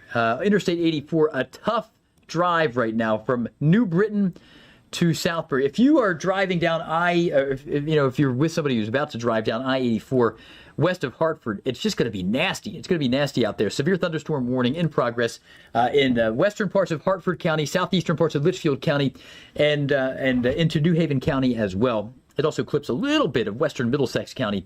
But regardless, this severe thunderstorm moving through Connecticut here. And take a look at that. You can clearly see. I'm going to scrub back here. This is a great example of an outflow boundary at work. So I'm going to scrub back here. Storm moves forward. Here comes this beginning of the outflow boundary. Watch this. It's like a little thunderstorm cold front. It's called a gust front. And here it comes into Wallingford. So if you were in Wallingford at 6:47, north of Wallingford, you felt that sudden gust of cool air. This is the gust of cool that precedes a thunderstorm. And here it comes into Hampden. And if you are in New Haven, it's still warm and humid now. In like 5 minutes or 6 minutes, you're going to feel a sudden gust of cool. And we can see it. We can literally see it on radar. If you're on the north side of New Haven, maybe you're feeling it already. But this little thing, maybe I'll do it dashed so somebody who's watching with no volume is not screaming and saying, that's not a cold front, it's a gust front. It is a gust front. But it is, it's this small scale cold front manufactured by these thunderstorms.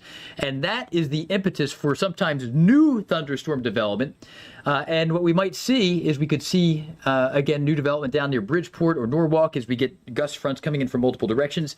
But also, it's just that sudden blast of rain-cooled air that outruns the main downpour in the area near Wallingford, Connecticut, that's moving into Wallingford right now. The gust front's down to your south already into Hampden. But again, that's your Connecticut weather report from your friends at AccuWeather. All right, we're going to go back out farther to the southwest and take a look at some other areas that may not be getting proper attention. We've been mentioning the New York City. The warning is still intact there. Nasty storm moving into Queens and northern sides of Brooklyn. We've talked about this, and now it is happening. We were talking about how areas near Lynchburg would probably have some flash flooding. Flash flood warning has been issued for this area now, so we're going to hit that. So stay with us here on the YouTube Live. The network's about to rejoin us. All right, thank you for being with us here on the AccuWeather Network. We're talking to some people on YouTube, wondering about, we were talking to Jose Furwin, 83, about Connecticut weather, the most important state in the country when it comes to weather coverage. And I'm kind of joking with you, Jose, but people in Delaware and Connecticut often say that we don't cover their state enough. I know that sometimes Connecticut lives in the shadows or some parts of it of New York City. But we do care about you. That's why we were hitting that hard there. But I want to go to Lynchburg, Virginia, which we also care about. We do not discriminate here on the AccuWeather Network. We're dealing with a flash flood situation here as overall very heavy rain has broken out here, and we talked about how there's potential for some areas to face 2 inches of rain or more. That is verifying in the Bedford area. A flash flood warning is also now in effect, or is now in effect, into Lynchburg, Virginia. And let's go back to the radar to see how this is behaving in Sterling, Virginia. So the heaviest rain is, let's go to Blacksburg. Way better. Blacksburg. This is going to give us a better measurement of rainfall. Okay. And then we can go back to the current footprint of the rain. So it is still raining there pretty hard in Lynchburg. And even points west, moderate rain will continue to move in from Bedford and areas out near northeast of Roanoke. So those are some concerns. Flooding is a big problem there. But the severe thunderstorm potential is a little bit lower. I want to take a look at the national view to see if there are any big national stories that we're missing. Flash flooding in West Texas. We talked about the flash flooding earlier to areas around southern New Mexico. I even touched on a little winter weather advisory. Snow, accumulating snow this weekend in the southern parts of Montana. How about that? Happy June. We had a lot of flash flooding near Memphis earlier today. We talked about that. Ongoing flash flooding, Phillips County, Arkansas, and into Coahoma County of Mississippi. I think your situation is going to improve soon, but again, some high water. There is a severe thunderstorm moving into Statesboro, Georgia, through Statesboro, now off to the northeast. Little college town there in southeast Georgia, Bullock County, Effingham County, and southern Screven County under a severe thunderstorm warning. Any recent reports indicating we had some damaging wind near Pembroke, Georgia. And also a lightning strike report here. Lightning happens all the time. But what did you say there, Mel? No, I did not.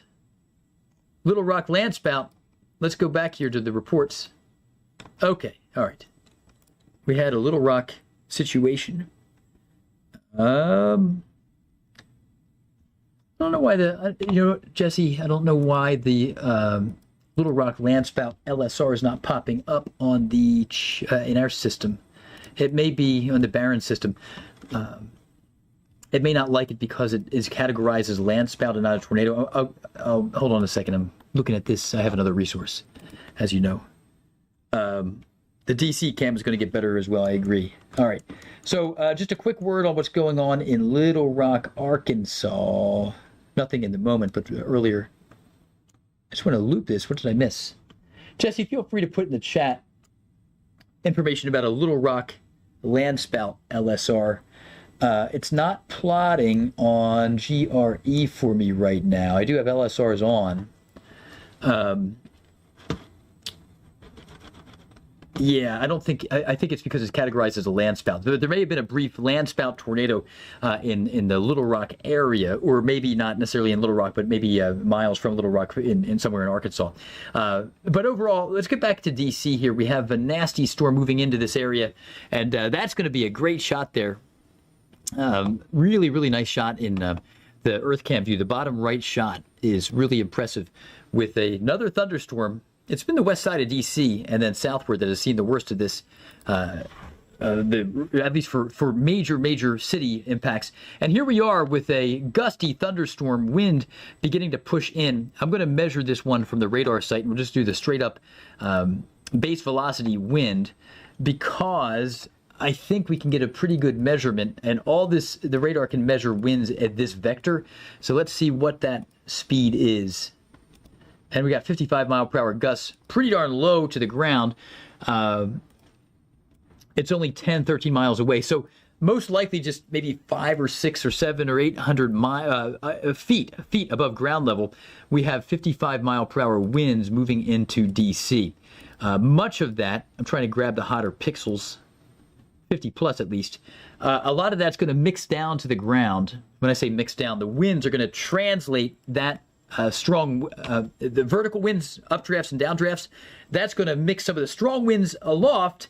If you got winds at 60 miles per hour, or 55 miles per hour in this case, about 800 feet above the ground, and you have an updraft, and then there's a downdraft part of the storm where the precipitation is, that downdraft is going to take that wind and translate it down to the ground. It always shoves the strong wind, and it's like the translator that brings it down to the ground level. So I would expect at least gusts of 50 plus. The National Weather Service issued severe thunderstorm warnings covering for 60 mile per hour winds with this, and it's right over the area of Fairfax. And now the apex of this band, a very strong wind, is moving. I'm going to trace it, and then I can kind of project it forward. Is moving right through the area near Annandale and Burke. And the strongest part of the wind is going to clip far southern parts of D.C. and move right into Alexandria. I want to see the extrapolated speed of this storm. Then we can go down into the southern Appalachians here. We got some severe storms percolating there as well in bigger numbers. So the storm is moving at 35 miles per hour. So let's give you some expectations on the worst part of the storm's arrival time. And we can take you 35 miles per hour east. And Alexandria, expect potentially damaging wind in 14 minutes. So that would be at 7:35. Alexandria, damaging winds moving into your area in Alexandria, Virginia. And it may even be a smidge sooner than that. So that's one big concern. Before we go to break here, I want to just briefly take us into another area where we haven't covered a whole lot. We've been talking about the flash flooding in Lynchburg, but now an increase in severe thunderstorms breaking out into the western foothills of the Appalachians and the Carolinas. Areas near and north of Hickory, Mount Airy there, North Carolina, severe thunderstorm warning in progress here into Surrey County, also parts of Stokes County along the Virginia line, down into Lenoir and northeast of Hickory. We just sent the network to a break here, but Hendersonville, North Carolina, there south of Asheville. Nasty thunderstorms. Any reports yet? These are kind of, they're just launching off of the southern Appalachians, off of the ridge. And we've had storms developing here. Multiple trees down on the road in Patterson, North Carolina. And that's one, kind of increasingly trending story here. Strong storms into the foothills of the Appalachians there, coming down off of the mountains. Let's go north into Maine. We have a severe thunderstorm complex. Population gets really slim once you get a little west of these areas, but actually Dexter, Maine is a more populated area. We have a few thousand people, presumably, in this part of the area. Oh, okay. Kayla, I will do that. I can do that right now, the Landspout tornado. I didn't know Landspout was a listed item. I'll right-click and I can easily do that. But a severe thunderstorm warning moving into Dexter, Maine. It's getting a little closer to I-95 later on. Heavy rain to the north. But while we are in a commercial break, I'm going to bring this up here, and this will not be hard. Oh, yeah, thanks, Knobs. Yeah, beautiful shot there in New York. Look at that. Very nice. All right. I'm going to just quickly change the parameters here for some of the Landspout. How about it? Never knew Landspout was on the list. And it comes up with a very fun exclamation point. You'll see it very soon. All right. Yeah, thanks, Knobs, for bringing that up. Oh, there it is. It's like a cartoon time thing. All right. We'll look at that in a little bit here, but the network's about to rejoin us here, and this will be a good thing for 2 minutes. We might do more of like kind of a national overview for these 2 minutes here on the network. I'll check out your comments here in 2 minutes. All right. Thanks for being with us here on the AccuWeather Network. We are looking at storm reports, and man, look at all these reports here from the past couple of days. We've had so many different hazards, including numerous tornadoes, and we can kind of peel these away and look at that in a minute. But I wanted to briefly dial us in to this Landspout report. Broadcast media picture of a possible Landspout, 5:37 Central Time, and this was in Sizemore, Arkansas, in Lenoka County. So we could take a look at this on the radar. So a brief Landspout tornado actually occurred here in that area. Overall, again, we have had some strong storms near Stuttgart and other areas, and we're continuing to track. In fact, I can turn it on here as well. Well, I think these are just convective options here, but that's fine. But overall, we saw that report. So some gusty storms and even a Landspout circulation breaking out, a brief tornado there in parts of Arkansas near Sizemore. But overall, it has been a heck of a week here for severe storms. And look at all these wind damage reports as we zoom in. We've had numerous tornadoes in the Midwest and so forth. Again, many of these flooding reports here with these other, that teal color. But recently, we want to go into New York City here because we have had some severe weather breaking out there as well. And into Connecticut. Connecticut, severe thunderstorms breaking out for you. Severe weather breaking out here in many of these spots into the very populated Waterbury, Connecticut area, down into Hamden and Meriden. New Britain. We're on the edge of it here in Hartford, southwestern Hartford County, under a severe thunderstorm warning. And then down into New York City, the worst of this moving right through the area of Hempstead. So Nassau County facing a nasty storm, moving through southern parts of Brooklyn to Coney Island, clipping the eastern part of Staten Island. Not a severe warn cell anymore, but it's a strong one there in Nassau County, New York. All right, we just sent the AccuWeather Network to a break. Oh, that's totally fine, Kayla. Good stuff. I like the exclamation point. I'm a fan. I think it's kind of fun. All right, let's take a look at some other items. I want to see your comments. How bad is the storm going to be near Glens Falls and Utica? It will be 0 out of 10 because you will not have one. So that's the good news. Love the Adirondacks. I'm going to the Adirondacks later this summer. very, very nice. Very nice. Love the Adirondacks. But up into areas near Glens Falls, you're doing fine.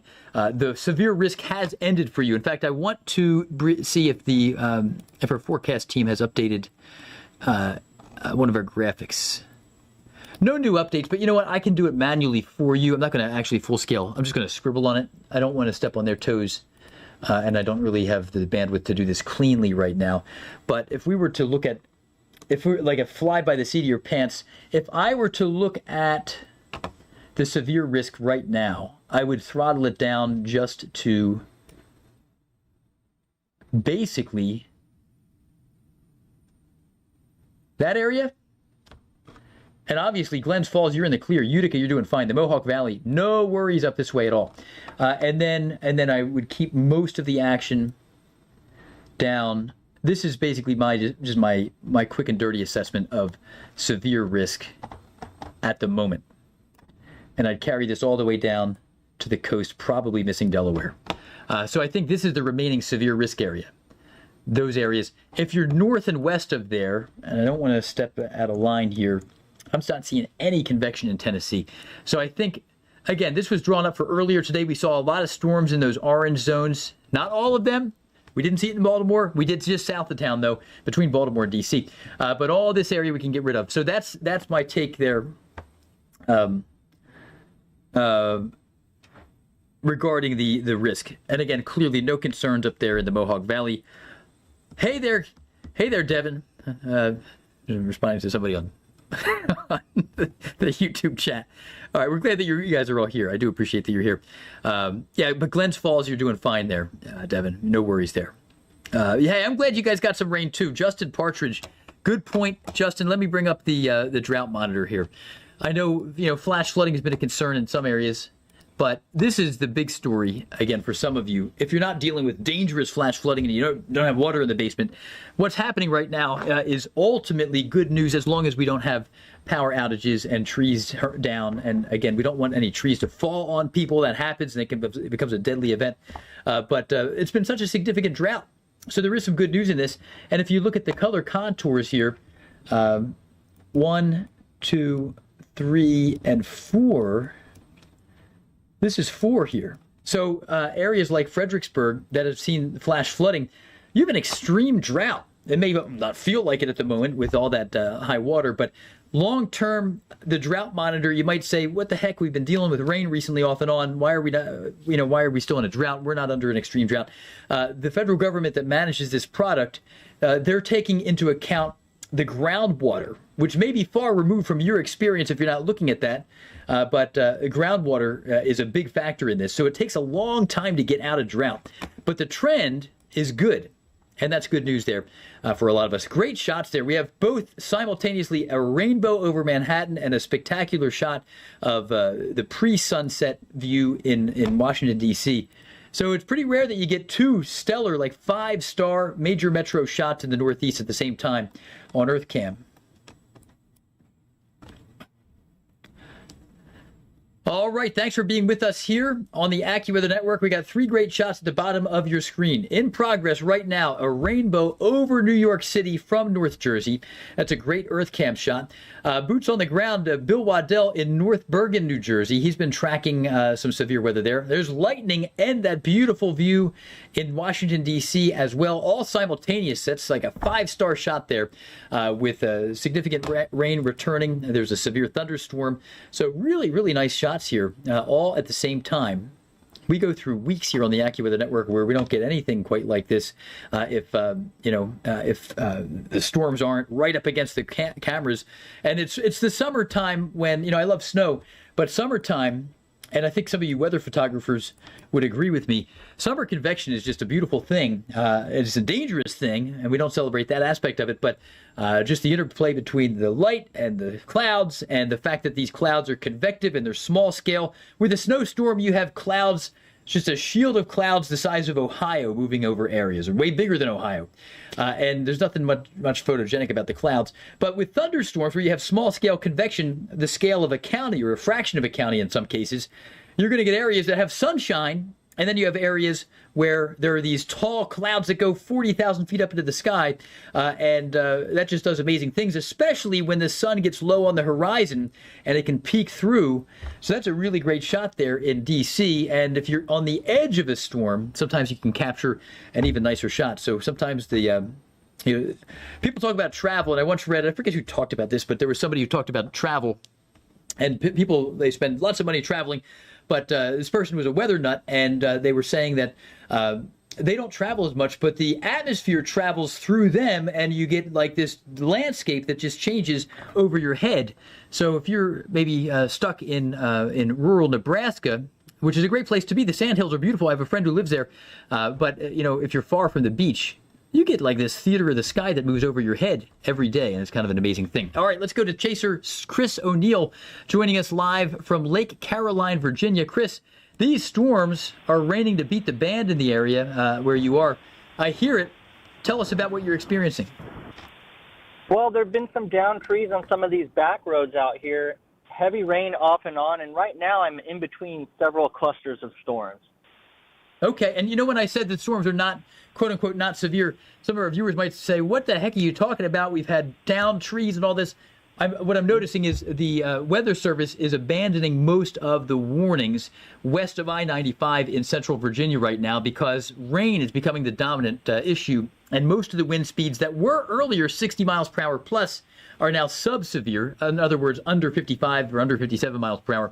But we still have some nasty storms. Flash flooding is an increasing concern way down to the west near Lynchburg. We've had over 2 inches of rain there. Have you seen, I know where you are right now near Lake Caroline, looks like you're cruising along pretty well. Have you seen any emergency vehicles out or any additional utility trucks? Not since our last call. Okay. Right now, yeah, we do have some of these rain bands on the top right of your screen. You could probably see them. So the heavy precip is really spotty up here. I'm bringing up Lake Caroline right now on. And I'm heading south. I'm just east of Beaver Dam. Okay, you running? Is that Route 1 there? Yes. Yeah. A lot of you, if you're some of you guys may not realize this, but before the interstate system, that was the road to take if you wanted to go from Maine to Florida. So the interstates have changed our world in a big way. So you're just south of Ladysmith and north of Ashland. So you're about halfway, a little more than halfway between Fredericksburg and Ashland, I'm seeing. So I'm just trying to, I gotcha. All right. And so that is Route 1. So you're basically a 3-wood away from the from Interstate 95 there, running in parallel to it. And a lot of heavy rain there, a lot of heavy rain falling in many other spots here. What's your game plan? I know that the environment down near Richmond is largely untapped. It's probably the one area outside of Long Island in the Northeast that's probably going to see severe storms this evening that has not yet seen convection.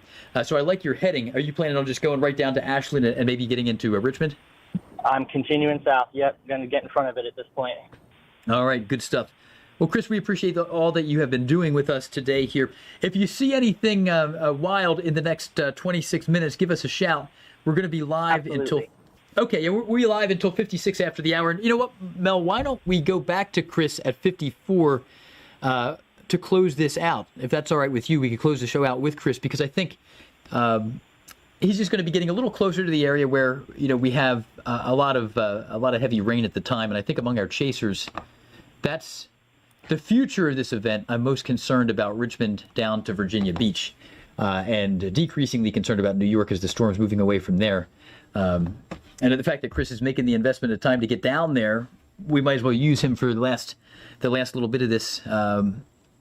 Because just full transparency for our friends on YouTube, the severe risk is moving through New York and moving away.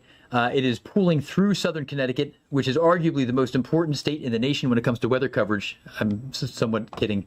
I do care about it a lot. We're told that we don't cover Connecticut enough. But then down into other areas, Delaware, we care about you. There's just nothing going on there. That's why we're not talking about Delaware. But down into areas around and south of D.C., that's where the biggest risk is going to be. And I think our plan to continue coverage until 7:56 is going to work out fine. because the severe threat that is moving through Washington, D.C. right now is going to be pulling away from the city by the time we hit the end point of our planned coverage at 7:56 Eastern. And on the AccuWeather Network, you're going to have plenty more coverage tonight. You'll see radar, you'll see warnings, and we have some more content for you there that will be, again, playing out as well. But for the biggest cities of the Northeast, Baltimore, you've been fine. You have been fine. The watch was canceled, and the way it worked out, the convection largely skipped Philly and Baltimore. But it has continued New York and north, east of there into southern Connecticut, and then certainly D.C. and south. So that's a great shot in New York and D.C. as well, just closing in on the D.C. area. The strongest part of the storm is on the far south side of D.C. If you're tuning in from Silver Spring, you're going to have some rain and a little bit of wind, but by far it's much more intense down in Alexandria. The peak of the wind is moving through, and we can see the gust front. Let's take a look at this here. So this increase in reflectivity is pushing east. It's not a true cold front, but it's the gust front. It's like a small-scale cold front manufactured by rain-cooled air. That's that refreshing breeze. You hit 100 degrees in D.C. for the first time since August of 2024. And while it wasn't the earliest 100-degree on record, I'm going to hop up to another thing here. I just want to see. Jesse, I see you. It's good stuff. I like it. Good comments. I wanted to see. So this was the statistic that our forecast operation presented. We hit 100 degrees for the first time of the year in Washington, D.C. It was the first 100 since August 28th of 2024. If you're curious, was this the earliest 100 on record in D.C.? The answer is no. Again, June 9th of 2011 was the earliest 100 on record in D.C. June 9th of 2011 was the earliest. I'm going to see if there were any other years here. I'm going to bring up now data. But it's pretty impressive. Again, we rarely... We hit 100 every once in a while in D.C., but this was the earliest. And that's obviously high-octane fuel for severe weather there in the D.C. metro. So Washington area, first last dates, period of record, max temp at or equal to 100. I'm curious what some of the data looks like here behind this. And a lot of years we don't hit 100 in D.C. Looking at the past decade, we did in 2010, 2011, 2012, 2016. We didn't hit it once at Reagan National Airport between 2016 and 2024. It was pretty amazing. We hit it multiple times in 2024. At least the first 100 in 2024 was June 22nd. The final was August 28th of 2024. The earliest on record I'm actually seeing for Reagan National Airport, earliest on record is June 5th. So, Jesse, I'm seeing June 5th of 1925, we hit 100 degrees at Reagan National, in Washington, D.C. So the earliest on record, we missed that by a week. Back on a hot June 5th in 1925, they were sweating it out 101 years ago, plus a week on June 5th of 1925. That's the earliest 100 on record, according to Weather Service data for the Washington, D.C. area. So, pretty impressive stuff regardless. And I think, Jesse, the stat you were giving was for the Reagan National Airport since 1930-something. Does that make sense? That's why there's, you go way back to the record books, 1925, we find an even earlier day for Washington area. Alexandria, what a mess there with that heavy rain. I ended up on the drought monitor. We need the rain. I don't know if we need that much rain, but there we are. Again, we do remain under a severe drought in Washington, D.C., doesn't feel like it right now, I realize that. But down in Alexandria, very heavy rain is falling. And we got to get back up to the D.C. metro. That's the core of the storm, moving right through Alexandria. Nasty stuff, low visibility. You don't want to be out in this stuff as the very heavy rain moves through.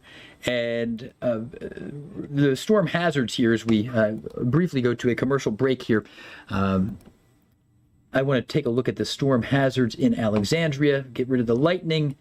I suspect we're going to see small hail, but really wind and heavy rain are the most significant problems. We might see up to 1-inch diameter hail, but the wind and the rain, nasty stuff, crossing the Potomac as it kind of broadens out and becomes one with the bay somewhere out there. But nasty storm into Fort Washington. All right, we just went to a commercial break. Yeah, the DC warning has been upgraded. Thank you, Jesse. Good information. You did mention that earlier. I wish I had seen your comment there earlier. But considerable risk of wind damage here. I'm not impressed by the number of reports yet, but I suspect it might be because the Weather Service is, they're busy issuing warnings, and it might be that the number of reports will lag reality by a period of time, and that's just the nature of people coming across damage, reporting it, and then that becoming a priority that gets sent out as a local storm report. But here, 7:02 in Chantilly, trees down. Potomac, Maryland, train spotter reporting a tree down. Let's take a look at the storm-related outages. Virginia back into the orange here. It's not good, so we're at 15,000. I have another version of this here. This is the one I wanted. So the outage numbers are increasing, 57,500 in Virginia, according to our friends at poweroutage.us. All right, I'm going to check out any of your comments here. Somebody asking, here's a logistical travel question. I like these. Sammy Hiromi. I don't know how I did. Sammy, we care about you. We want you to travel safely. You're leaving Kansas City tomorrow, and we're talking about severe weather in Kansas City. We are concerned about damaging wind. You're leaving Kansas City in the morning, but should I drive to Chicago or Indianapolis? Which is safer? Well, it depends on where you're going. Oh, you're making your way to New York. Okay. That's a good question. Let's take a look at this here.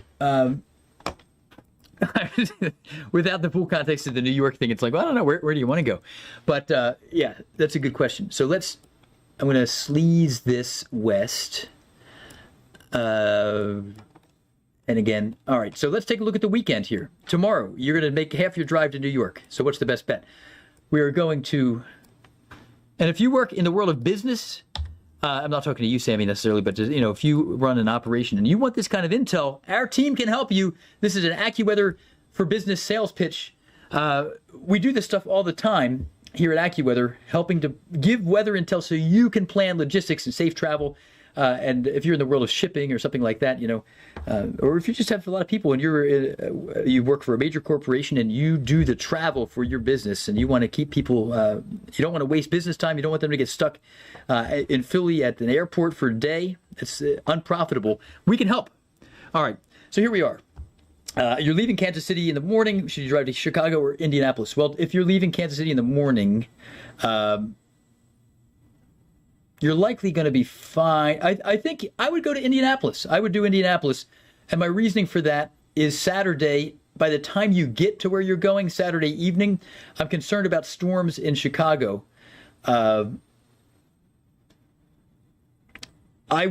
The good news is there will be nasty storms. Here's the bad news. There will be nasty storms in Kansas City to St. Louis. The good news is they're going to be late, like tomorrow night. So you're going to outrun them by a big margin. And then for day 2, you will encounter some storms in the Northeast, but there's no way around that. So your bigger problems are going to be day 2. I'd go Indianapolis. How about that? So you and 347 of your closest friends were just helping with that. But yeah, I would go Indy tomorrow, because tomorrow night you'll have storms in Chicago, but you will encounter some strong storms on the final leg of your drive on Sunday. All right, thanks for being with us. Hey, while we are here, just a quick word on tomorrow. We were talking to our friend Sammy, trying to get Sammy safely to New York, and he was debating, should I go from Kansas City to Chicago to New York or Kansas City to Indianapolis? And we said Indianapolis. Here's why. We are going to be dealing with strong storms tomorrow evening. So during the day, and Sammy, don't leave too early, Sammy. You're going to have rain that you're going to drive in if you go too early. But if you leave by 10 a.m., you're good. All right, so here's the deal. We've got showers and storms that will be moving through southern Missouri early in the day. Probably not severe, just widespread rain. But some of that rain will be moving into the area near Indianapolis. But here's my concern. Severe thunderstorms will be erupting into the evening in areas near Chicago. And bigger storms are going to be walloping areas like northeast Kansas into Kansas City tomorrow, about 7, 8, 9, 10, 11 p.m. Central Time. So between 7 and 11 Central Time, we have some nasty storms. So from 8 to midnight Eastern, or 7 to 11 Central Time. Here we are at 8:30 Central Time in Kansas City. Gusty storms, widespread wind damage possible, and into Saturday night, deep into the night, storms moving in. So there's Chicago. You can see Chicago. This is why I'm concerned about Chicago in the evening. Some of these storms will be severe as early as 5:30 p.m. in Central Time in Chicago. And then as we get deeper into the weekend, look at this.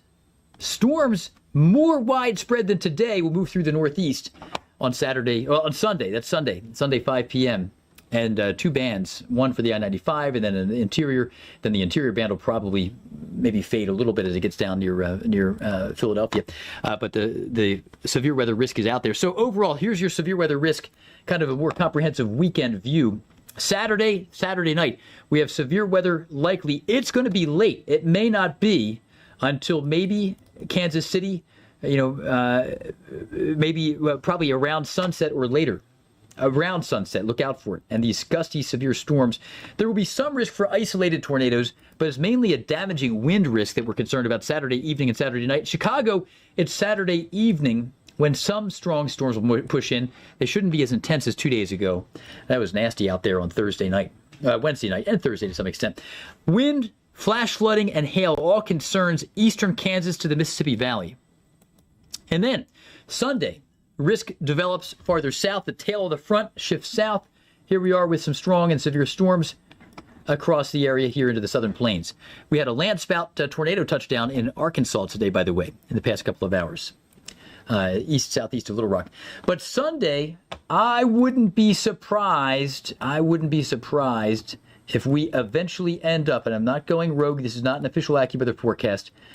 Can you even see that color? Probably not. I wouldn't be surprised if we add an orange moderate somewhere down this area here for Sunday evening or Sunday late afternoon. Perhaps for Sunday late afternoon.